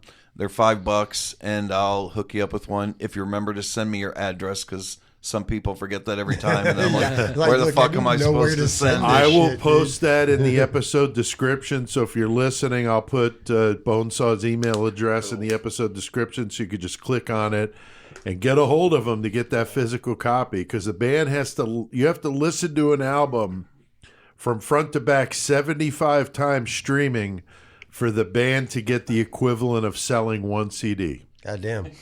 And not a whole lot of people, even your favorite albums, could say legit that they listened to an album 75 times front to back. Not going to happen. So that's the reality Rest of in it. peace, man. The bands don't get shit from streaming. So peace. more to the fucking- physical. I'm going through the thing with my label right now where I'm fucking just uploading all the albums. I've been a label since 2006. And I just started at the very first ones. There's fucking 70 releases now, and I'm on 10 that I've uploaded. Wow. But, you know, for a long time, it's like the collectors, luckily in the genre we're in, people still do like physicals somewhat. Right. One of the last genres to do that, which is cool. But at some point, like, it was just like, man, I just need to put all this shit up for people to be able to enjoy. Right. Because if people can't even listen to it, what the fuck? Like, Right. What good is it? Right. Yeah. Yeah, And that's it's a not, good point. and the people that want the physical, they're gonna find you and they're gonna fucking try to Right. get it. So Right. Very cool. Anything else to add about what's going on with you guys? Probably gonna start writing some more new shit and put out another EP, maybe Shit, yeah. before the end of the year. Yeah, That's we'll cool. Probably do at least one more. Fucking right, dude. Awesome. we should Awesome. do a little Very fucking cool. studio party, Yeah. a little show, get Might have Necro to do Cannibal that. A and nice little private one. That's been discussed. yeah. Yeah, that's cool. It's always a Talk to fun you. time, except whenever Chris's dumbass brother wants to constantly be outside with his beer on the sidewalk. Cops show up and shit. Michael, keep your beer in the venue. Right. All right. This is the time of the show we talk about what we've been listening to. Chris, let's go around the horn. What you been listening to lately? I was just actually listening to motherfucking Faith No More because I fucking love Faith No More. Oh, there you go, Josh. Yeah. Yeah, Mike Patton. That guy's got me. Hell yeah, dude. That's what's Mr. up. Bungle, Yeah. I knew I had one tape. I wore it out, and the CD It's gone. wore it out. Hell I yeah, still dude. have a CD, but you know, Spotify nowadays just pull it up. So And literally on the way to the funeral day, jammed the fucking Murder Complex EP. Fuck yeah. Fuck yeah. Thank you. Very cool. And then Cashman got me turned on to this something different, but fucking Dropout Kings, man. I've just been jamming the shit out of them motherfuckers. Honestly, they are. Dude, I don't know. Something about them. I'm just like, this fucking shit Cool. rips, dude. Josh, what about you, man? What you been jamming? well, actually, we discovered this one band on our way over here. Was it Kubla Khan? Oh, Texas? Kubla Khan? Or- Yeah. Yeah, Yeah, Yep, those they guys do just kinda that. they slam. Huh, I'll have I to thought it check was that out. Meshuggah when it came on. right. Yeah, Huh. they're tech dead. That's pretty They're cool. ticked up. What about you, Bonesaw? What you been jamming? I've been listening to New Corpse Grinder a lot. Yeah, it's badass. It's so good. It's hard not to listen to that one. Yeah, And it's a good one. another new band called Absent in Body, which has Scott Kelly from Neurosis and Igor Cavalera playing drums. No shit. It's like real heavy, like kind of industrial, but really doom sounding. Huh. But it's like super heavy, and I've listened to that a lot in the last 2 weeks since it came out. That's cool. All right, I'll definitely have to check it out, dude. Oh yeah, It's very good. What about you, Joey? I got a list. I got a list. Let's turn it into Watch Pete me Jr. go. over there with the list. I did. I had a list this week because I was jamming. I was listening to some old school, some Razor. I was listening to Executioner's Song and Evil Invaders, two of their fucking original fucking albums, and as I was listening to them, I was like, how come these dudes weren't as big as Slayer? Because Right. they're good. Oh, yeah. And I started looking at their CD art, and I'm like, that's why, because it was so fucking laughable, and Slayer's was so awesome. Yeah. I don't know if that's truth, but that's kind of what I was thinking.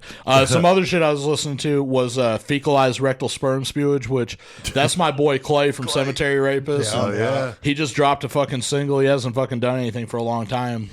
So that's the first thing he's released, but that shit fucking goes hard. The Texas Murder Crew, because I did the review on Yeah, that. those guys are sick. Me and Chris, like we were saying, we went over and hung out with Kevin from Waco, and he jammed us some Dude, of their he jammed fucking us raw some- tracks Yeah, for raw, no their vocals, upcoming just album. raw Wicked. shit. It is badass. I envy you. Pete, I sent you the link today. Vera Farmiga fucking doing the Trooper with fucking with Anthrax. Yeah. That shit was fucking awesome as fuck. That's so pretty check cool. that out. You know what else? Crotch Duster. We was over at fucking Kevin's, and Kevin turned me on to the band Crotch Duster. And if you don't know that band, fucking look them up. They're like a joke ass band, but they're fucking decent as fuck. The whole album is fucking ridiculous. It's just all jokes. Dude. Yeah, like, it is. It's hilarious. But Crotch Duster. But the last thing I was listening to, now my fans, people that know me, they're going to be surprised by this. I was listening to some power metal. Okay. I was listening to power metal in the form of Sacred Oath because Pete sent Seems me like the I know somebody from that band. right, but Pete sent the link and he was like, "Check this out. It's from '87." Yeah. Right. And then with Pete on there and shit. So I was like, okay. So I checked that video out. And then I was like, okay, let me see what else they were doing, you know? So I was checking out some of the newer shit. It was a lot different than what you did whenever you were in the band. But I was like, okay. So I listened a little bit, but it was a little rough on the ears for me because I'm not a power metal guy. But anyhow, so that's what I was jamming this week. That's funny. Well, I've been on a kick with death, man. I went back to Leprosy. Awesome. And was listening to that and fucking Spiritual Healing and went through all of it all the way up to the last one, Sound of Perseverance. Fucking so amazing. And Texas Murder Crew and Flayed Disciple. Those guys are so sick. I'm going to be interviewing them on Thursday. Hell yeah. And going to be doing them in a feature coming up. So... very cool. And Joey, you just recently did a review of that Texas Murder Crew. Yeah, fucking wrapped in their blood. Fucking nasty as fuck. I think that's May 4th, 2020. I think is the release date. I think so, that. yeah. On but Comatose. coming out on Comatose. And that shit's fucking great. A lot of people that listen to fucking Brutal Death Metal and shit, they were already like fucking keen to the fucking EP that they dropped a couple years ago. So they were ready for the album. It's really fucking good. It's cool that we're doing those. Yeah. Like, I wouldn't want to get swamped down with them either. I agree. Right. Yeah, but they're fun because you get to listen to shit before it comes out. And not only that, but it helps these bands out. It helps PR company out. It helps Murder Metal Mayhem out because everything networks off of each other. Yeah, they're listeners and now listening to us. So any of you listeners out there that checked out the reviews that we're doing, thank you guys for that. Yeah, for sure, for sure. Chris, Joey, you guys went up and saw Party Cannon here not that long ago. What was that about up in Chicago? Flesh Bore, and fucking Wormhole, dude. That shit was fucking fire as fuck, man. Right at Reggie's, had a great fucking time. Fucking crowd was killing it. Like always, the inflatable whale. Yeah, like fuck yeah, dude. Like, dude, it was really good. I mean, especially like in this day and age with fucking the COVID shit. That was them coming from Scotland. Yeah, they're from Scotland, and they were able to make it over. And they literally, I think last night was their last date of the tour or whatever in New York. But they had a blast the whole time. You can't ask for much more than that. Yeah, and that's cool. Hopefully they make it home safe, and then that's the last part of it. But yeah, they came over and they killed it up in Chicago. That's awesome. People showed out. Yeah, I've been seeing pictures like Warfect just did a European tour with Nervosa and Burning Witches and fucking killed it, man, playing in front of these massive crowds. Right. And Schizophrenia just did an album release show in Belgium, and it was fucking like sold out. I mean, it's just really cool to see all those Cannibal Corpse dates were selling out. I mean, that's really, really good to see. Which Schizophrenia, that's going to be one of our that's right. metal They're my segments next coming one. up. Yeah, they're my next You one. guys got to wait a little bit. I want to throw a shout out to Jason and Vanna for the merchandise, the patches and shit they made for Party Cannon and Wormhole and shit. Oh, fuck yeah. Like they fucking printed up some shit for Murder them. Machine clothing, man. Yeah, Murder Machine, man. Fuck Printed yeah. out some badass shit, dude. Yeah, as far as Gore Camp coming up, the Campbell Cookout we were talking about in May with Murder Complex and them. Right. Some new Goremonger fucking merch coming too. I ain't going to talk about it, but awesome. thanks to Murder Machine And clothing. as far as the Gore Camp, you're doing the fucking graphic on the shirt, right? Yep. Very cool. Very cool. Or one. I think he's got a few different artists, but right on. Bonesaw, you guys went and saw Mayhem and Midnight here just the other night. How was that, man? It was really good. Where was the show? At the Forge in Joliet. Oh, that's a good stop. Yeah, and I'd never seen Midnight before, and they blew me away. They were killer, man. Everybody should definitely check them out. Yeah, Well, they got a new FTA album just last came out year? too. Yes, yep. And we saw And Mayhem was good. Where? Mayhem was really good. I've been like wanting to see them for like 30 years, and so I finally did. But Dead and Euronymous weren't there, but obviously, everybody did really good, and it was packed. There was a ton of people. It was a great show. Vocals were a little quiet, but still it was badass. Yeah, show it was. It's a cool venue. I've been there for bunches of shows there. Oh yeah, yeah, the Forge is awesome, dude. Yeah. So, if you're listening to this and you're in a band and you want us to check your music out, the way you could do that is get a hold of me at pete@murdermetalmayhem.com. We're not going to guarantee we'll play it or do a review of it, but if we like it, we definitely would be down with that. And we can't do them all. I mean, like Joey said, we get bogged down with them, but we would love to promote metal and, the underground stuff especially. So get a hold of us, or you can do it old school. Send it to Murder Metal Mayhem, P.O. Box 554, Hayworth, Illinois 61745. You want to throw in a sticker? We'll throw it on the table. On the wall, the door, somewhere. Yeah, I mean, we get stickers all over the place here, so we love that shit. You'll catch them in pictures. Yeah. Speaking of that, I got that fucking Waco sticker. Now, I've got the horns in 2 weeks, and I'm going to be doing my feature on the Belgian death thrash band Schizophrenia. We were just talking about this. Those guys are sick. I just did an interview with 3 of the 4 of them. It was a lot of fun. I asked them the question I always been asking bands here: if you had to choose between one of the 3 people to get trampled in your mosh pit, would it be Justin Bieber? Wait. Why don't you ask Murder Complex this right now? Oh, there you go. That's a good idea. That's a great question. All right. So, Murder Complex, if you were to pick one of the 3 to die painfully in a Murder Complex mosh pit, would it be Justin Bieber, Kim Kardashian, or David Draymond? I'm going to say David Draymond. I don't even got to think about it. David Draymond. All right, Josh, what about you, I was man? gonna say Kim. Kim? Oh, fuck yeah. All right. See, I've been asking Ben. I mix it up. One was any member of the band Nickelback. You just pick one of them, So it's a lot of fun. I've been just totally, especially the bands that don't speak English primarily. They're little, so I always send them the questions ahead of time, especially for bands like that. I hope picking David Draymond doesn't upset Michael Shawback. It's very possible. It's very Sorry, possible. Mikey. All right. No, he don't care. We've got our 666 Club. That's our Patreon. That's a way you could support the show for $3 a month. You go to patreon.com/Murder Metal Mayhem for only $3, Joey. Yeah. That's all it is. You get quite a bit of shit. That Manson family episode is there only for Patreon. Right. So you get that. All kinds of full interviews. They get them like moments after the interviews are done. They're getting them. Some of them interviews are like, I can't stress this enough. Like John Borowski, fucking Catherine Harold Schechter, Schechter. Like these are fucking known Yeah, people legit. that talk to us fucking specifically. Which is amazing. Yeah. Harold Schechter, we've talked to him twice, Right. too. That's pretty amazing. So, I mean, just for those interviews alone, like, check that shit out. Yeah, definitely. $3 a month is all it takes. Chris threw up a new Waco Jesus sticker on Yeah, our dude. door. That's all it takes, man. Send us your sticker. and That's it's right. on. That's right. All right. Well, we have done plenty of metal tonight. So, Josh, what the fuck do we need to do? Get your mayhem on, homie. Get your mayhem on, homie!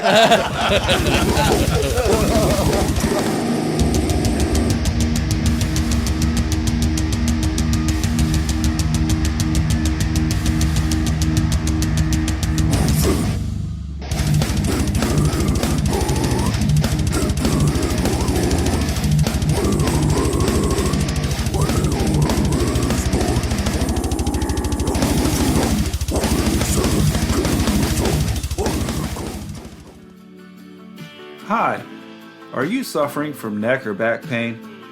Do your fingers tingle for no apparent reason? Do you have no feeling down there? Well, here at the Dunch Spine Clinic, we've been serving patients in Dallas for more than 20 years. We've crippled more people than polio. I brought my daughter to Dunch Spine Clinic for a herniated disc in her neck and brought home a paraplegic. Dr. Dunch gave her a lollipop and a stuffed animal to take home. Now that's true customer service. That's just one of many wonderful things our patients say about Dr. Dunch. Even after the Dr. Death docuseries came out, our patients know those were all lies about the greatest neurosurgeon to ever live.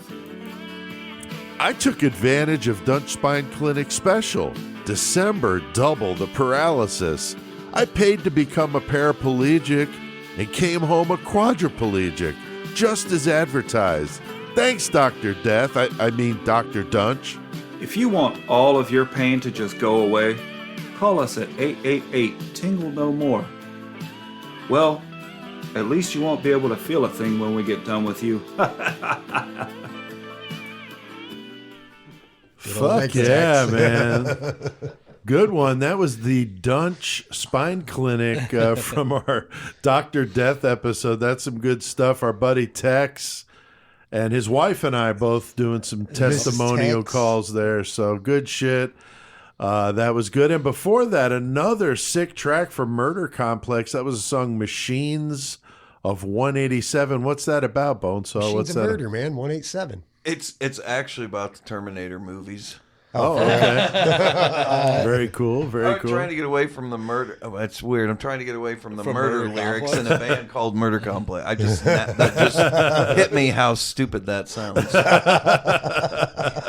Well, we are in Mayhem, and we still got Murder Complex here with us. And Mayhem is where we tell some crazy Mayhem stories. And Joey, you said you got a good one. You're still sporting the colander, too, by the way. Oh, I keep it fucking real. Fucking right, he does. I'm Pastafarian tonight.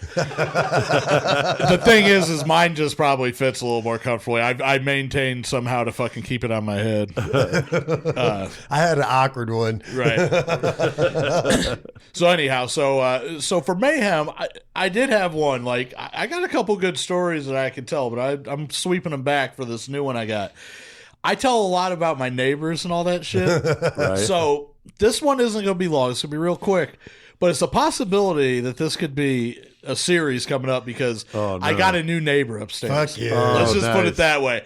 I got a new neighbor upstairs. Now, the last neighbors that were above me, they were both 300 pounds. I'm not talking shit about, I'm just saying, this is an Right. apartment building, like, so they're right above me. That's all I'm saying. I'm not, you could be big, but they're both 300 pounds. They had a fucking baby, and for a while they had a dog. And it was, you could constantly hear every conversation that they were having. If it didn't carry out into the fucking parking lot, you could hear it upstairs. And so I lived with this for a while. So they left.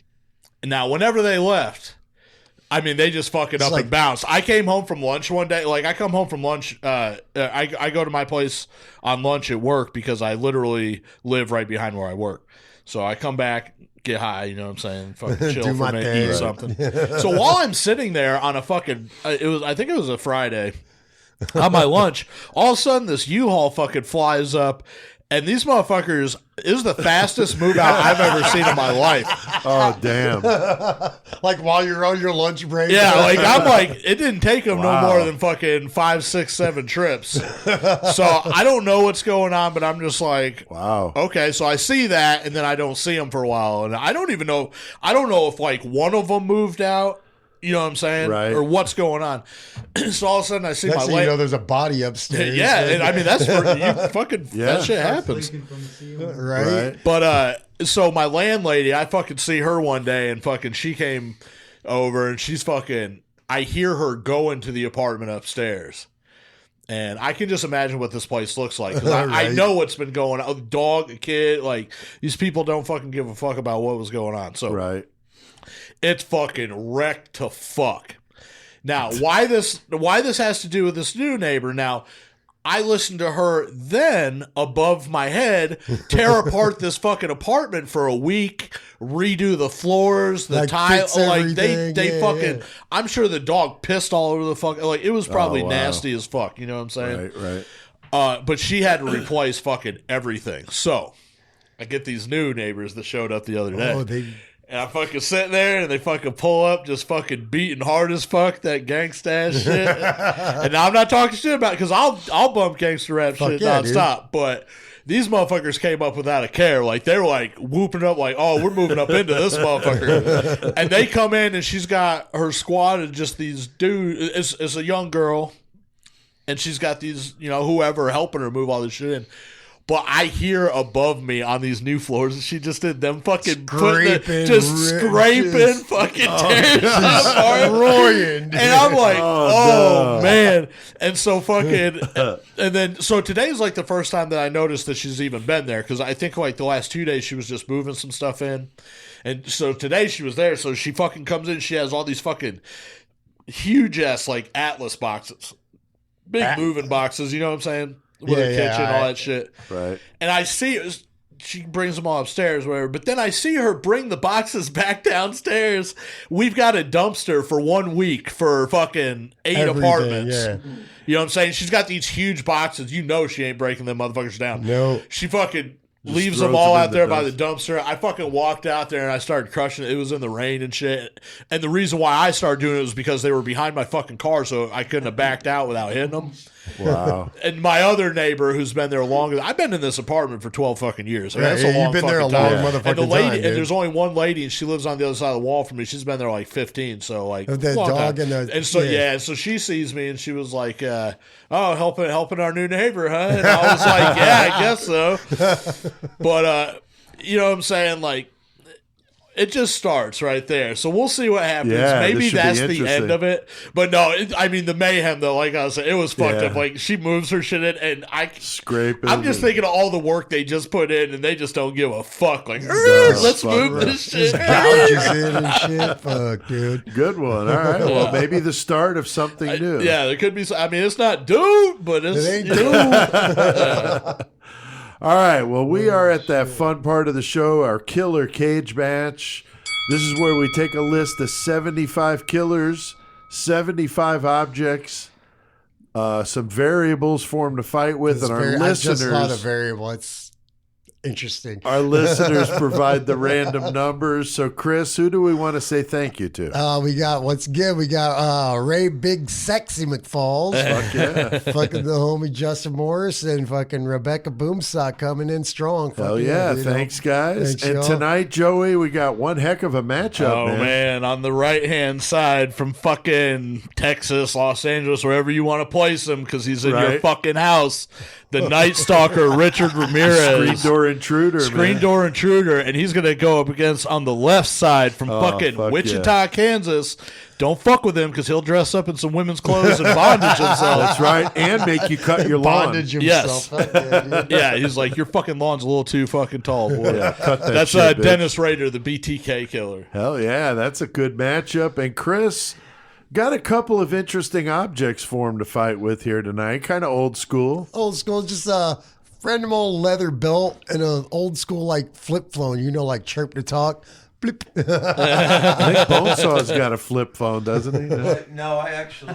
Did you upgrade? No, I upgraded. You upgrade? All right. That's good. He's got one of those bag phones. Yeah, hell yeah. I got that phone like Zach Morris had on Saved by the Bell. Like a big old brick phone. And the variable is an interesting one. I just saw the variable. Joey, what's the variable tonight? Because I was fucking doing something else. Right. But our variable is the fucking Michael's. I'm glad I didn't know this yet. I know, Our right? variable in tonight's fight is Michael Shawback, naked and oiled down after drinking 6 shots of Malort. I mean, if that's not descriptive. Dude, no. Oh, man. I was like, holy fuck, that wins the battle right there, no matter what. Yeah. Okay.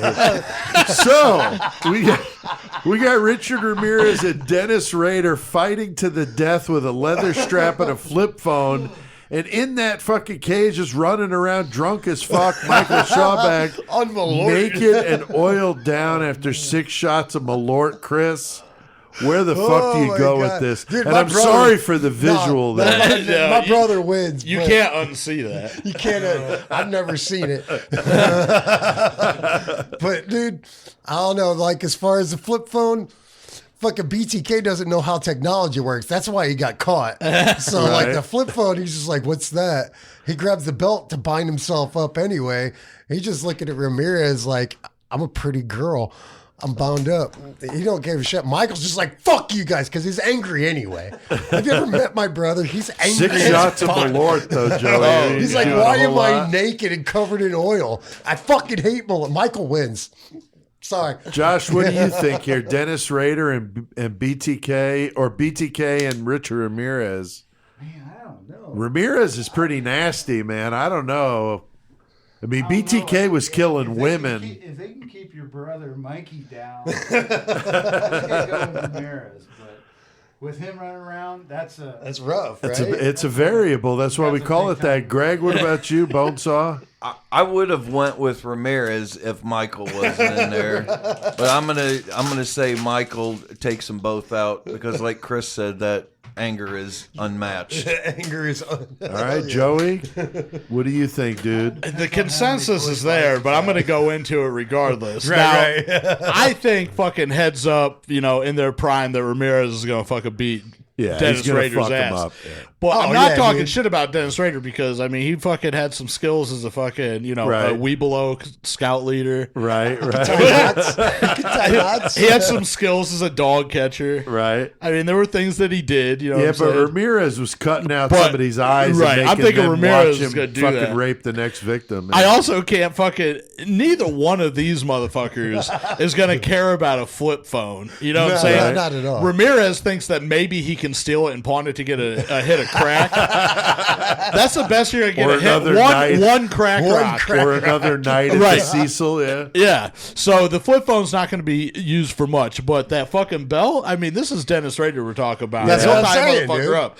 So if you let him get that and fucking get the upper hand on fucking Ramirez, because Ramirez is too fucking high, he's fucking, he sees what Michael Shawback's doing. He wants to do that. As a matter of fact, Yeah, but would he be puking after the 6 shots of Malort, though, Chris? Oh man, I don't know, dude. you know who really wants to do that? Yeah. It's Dennis Rader. Like BTK, when he sees greased up Michael Oh. off Malort, that's what he wants to be like. You know what I'm saying? I just want to be that. Yeah. But yeah, I think Michael wins. Michael wins. Okay, all right. Wow, Michael Shawback for the win there. Fuck yeah.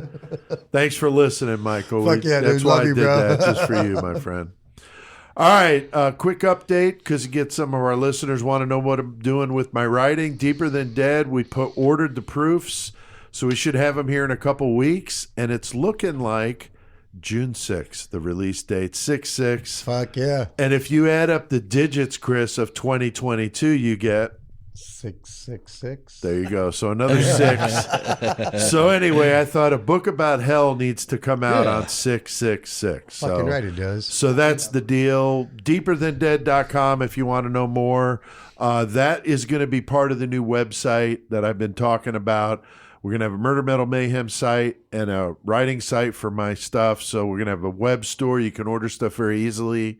It's going to be really cool. So keep you posted on that. And speaking of your writing and all that shit, fucking happy 2nd anniversary to you and your wife. To you and Jen. Thank you very much. Y'all Thank met you very because of the convention, right? And that.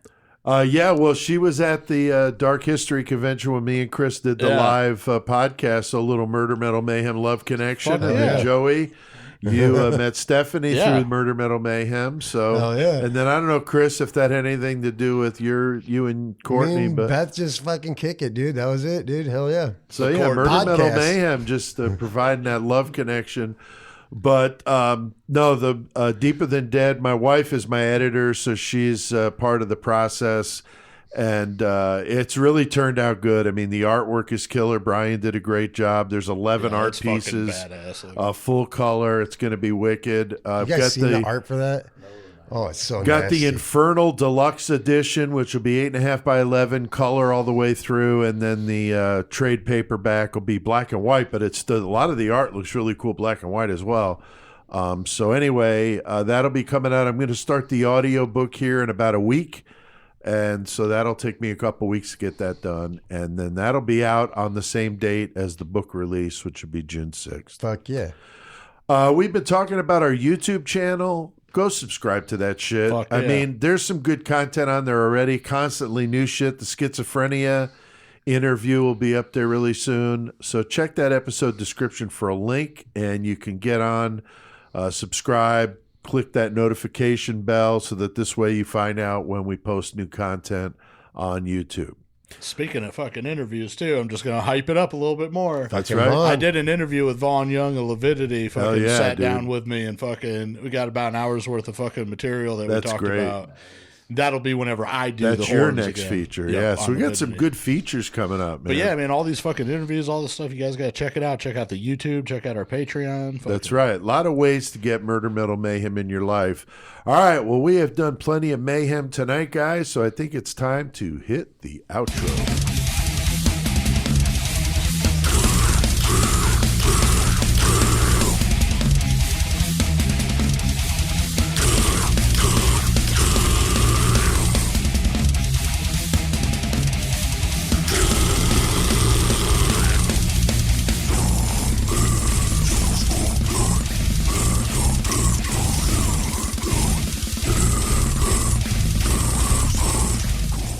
Wow, another love ballad from Oh, yeah, Murder dude. Complex. Dude, The that shit sounds separation good of as life fuck. and limb. Yeah. You guys are getting away from metal really well with that. I know. Murder. Yeah. Very, very cool stuff, guys. So sick tonight, Joey. So All the good, bumper dude. music. Yeah, Murder Complex. Hell Good to have yeah. them in the fucking studio. That's right. And again, check that episode description. I'll link to their Facebook page and then also Bonesaw's email address if you Give want a to get a hold CD. of Check it physical out. CD. And come out to the Campbell Cookout. That shit's fucking soon, really. Yeah, it's It's coming like a up like fucking real month from fucking now. quick, So right? come out Yeah, and we'll fucking definitely see. plug that as we get closer. Book your hotel room now. Yeah, because Yeah. there's not many hotels, I just sleep on a dirty floor. right? That's what I say. I'll just pass So out at the thanks, venue on the guys, floor. Josh and Bonesaw for coming in, Murder Complex. Thanks for having us. Hell You yeah, bet. anytime. You bet. You bet. And it was fun wearing the colanders and eating some spaghetti and had some Pop-Tarts. We fucking fed these guys good tonight, Joey. We're hospitable here. That's right. Chris, the metal segment intro music is by which band? The one and only Chrysix, great metal motherfucker. That's right. And the Murder Metal Mayhem intro, of course, by Low Fucking 12. Hell yeah. And appreciate all the Low 12 fans that's still hanging around and like listening to us. And you get to your crawl space every fucking week if you tune We in. need to Goddamn. fucking. It's getting warm again. We need to get Crazy Mike back in here for something. Oh yeah, that'd be yeah. good. Like another story or something. you Oh, know? yeah. Back in the Crazy day, Mike. That'd be great. Yeah, I actually listened to some of the Couch Fucker stuff Yeah. when I was going back through old shit. Oh my God, yeah. Oh, Yeah, Jesus. ejaculation measurements was the episode I heard. It was fucking classic, Crazy Mike. So yeah, we How got some far good does it shit in go? the vault. Oh, and speaking of gross shit like that, now my girlfriend, I keep telling you, wants me to do a song about fecal impactment because that's part of her job, Right? which is fucked up. But what's Yeah. the one, Pete? Pete, what's the one that you keep bringing up? Oh, the God damn I it. put you on the spot now. the evacuation. The fecal evacuation, I can't remember what No, it it's was. an evacuation. defecation. Yeah, the defecation watch. Yeah. That's what it is. Defecation watch. watch. That was In it. prison, yeah. defecation watch. Hey, text. Does text know about? If you do, let us know about Oh the yeah, defecation do watch. they have a defecation watch in Texas? That'd be Right. good to And know, have Tex. you ever had to be on defecation That's watch? right. You Like, literally- what do you have to do to be the guy holding the sieve on the fucking toilet? Yeah. Like, how low of a job is that? I'm really hoping that any listeners that are listening right now are Googling that right Yes, now. please. Defecation watch in the state of Ohio, at least, has its own special meaning. Go What do you figure, do? right? I'm on defecation 419. watch. That's hilarious. I'm the lieutenant of defecation watch. Yeah, right. All right. So thanks to everybody out there listening. We keep seeing the numbers rolling in. We hit 500,000 listens a couple months ago, and thank you very much. So we appreciate everybody out there that checks out we do. Murder Metal Mayhem. Chris, we got some good comments tonight. Yes, we got Peggy Smith Brown says, I'm a listener for the last 2 years. And I do miss CK like everyone else. Fucking thank you. We all miss the fuck out of him. It was a great tribute. Thanks for sharing that with the rest of us. Hell yeah, dude. So Fuck yeah. Thanks, Peggy. fuck yeah. Thanks for listening. Thanks for your fucking care. Hell yeah.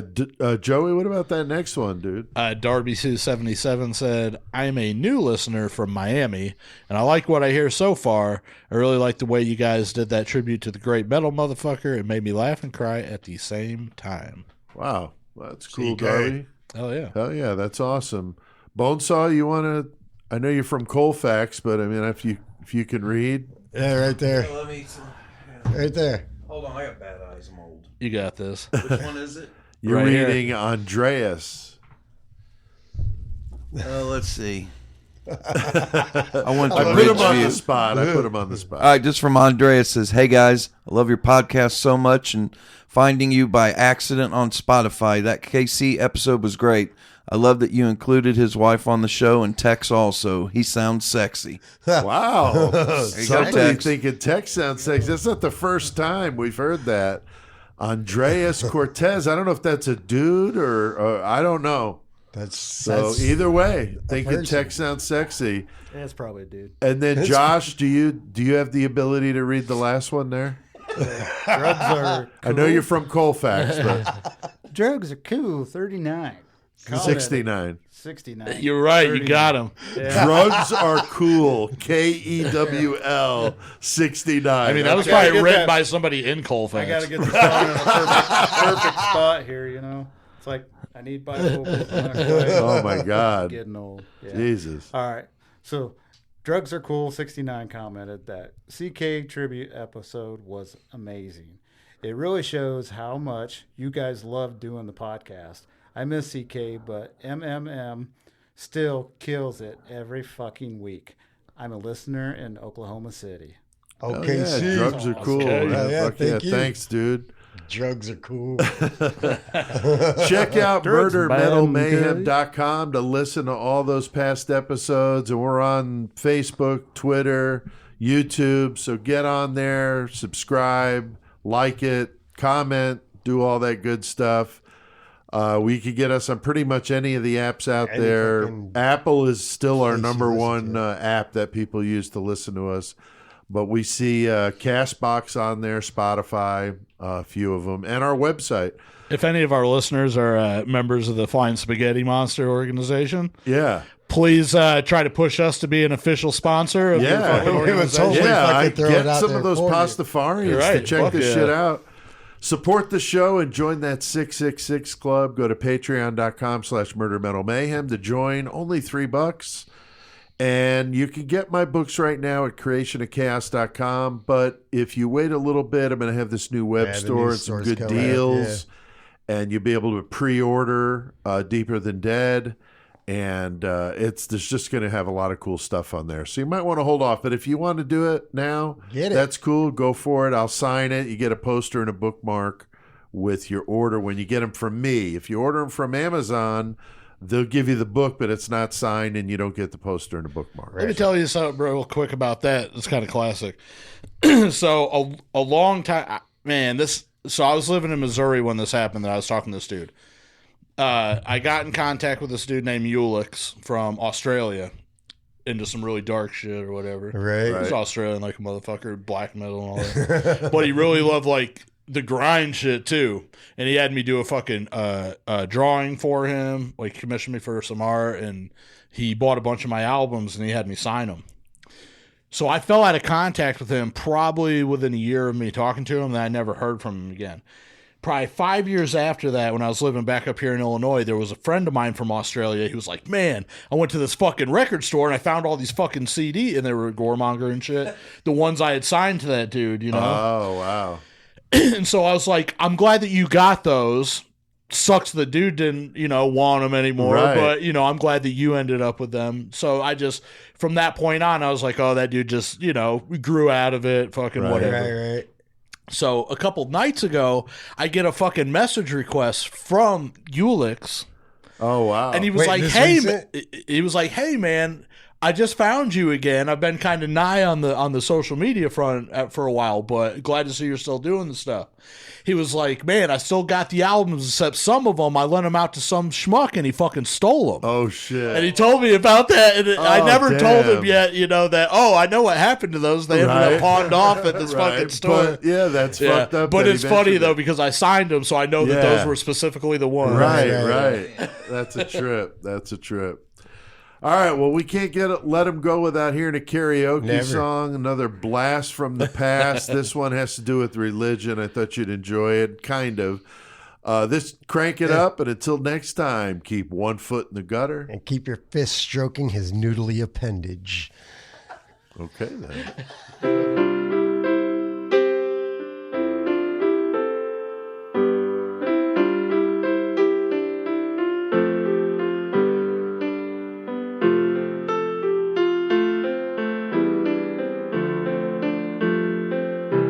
Sister Christian, oh, the time has come. And you know that you're the only one to say, okay. Where you going, what you looking for? You know those boys don't wanna play no more with you. It's true.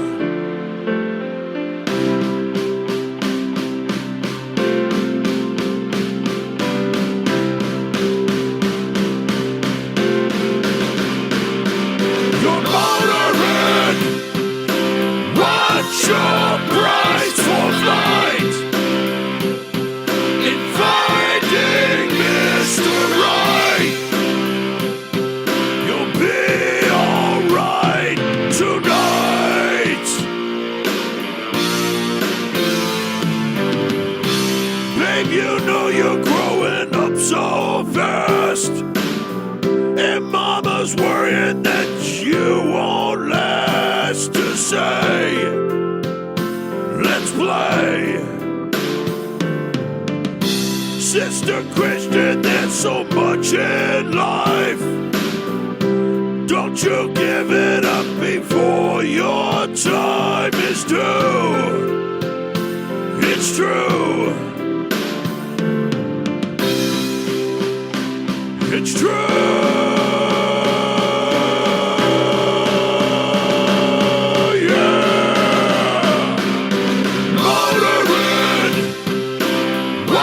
Your price for flight.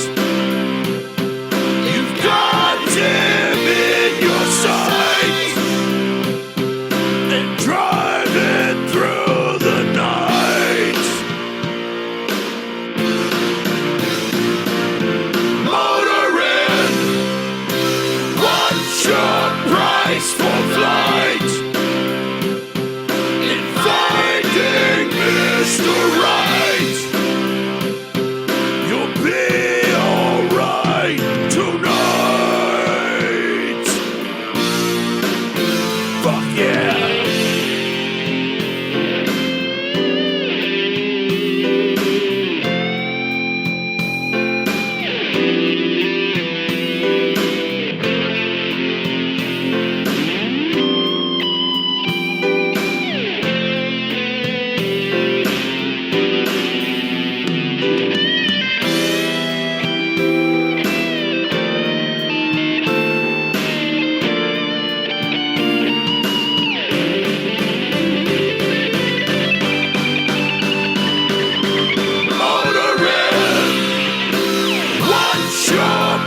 For flight.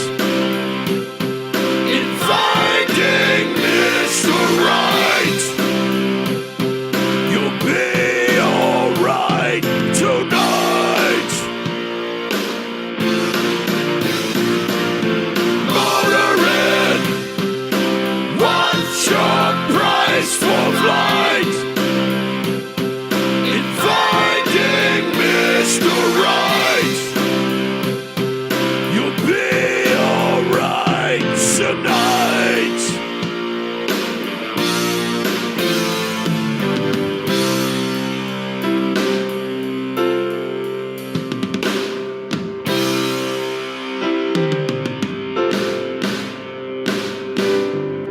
Sister Christian, oh, the time has come, and you know that you're the only one to say, okay. Put your motor in. Yeah, motor in. What the fuck is motoring anyway? I mean, is that like a code word for like using a fucking vibrator? I mean, that makes sense. Whatever. Fucking bitch. Mother, man.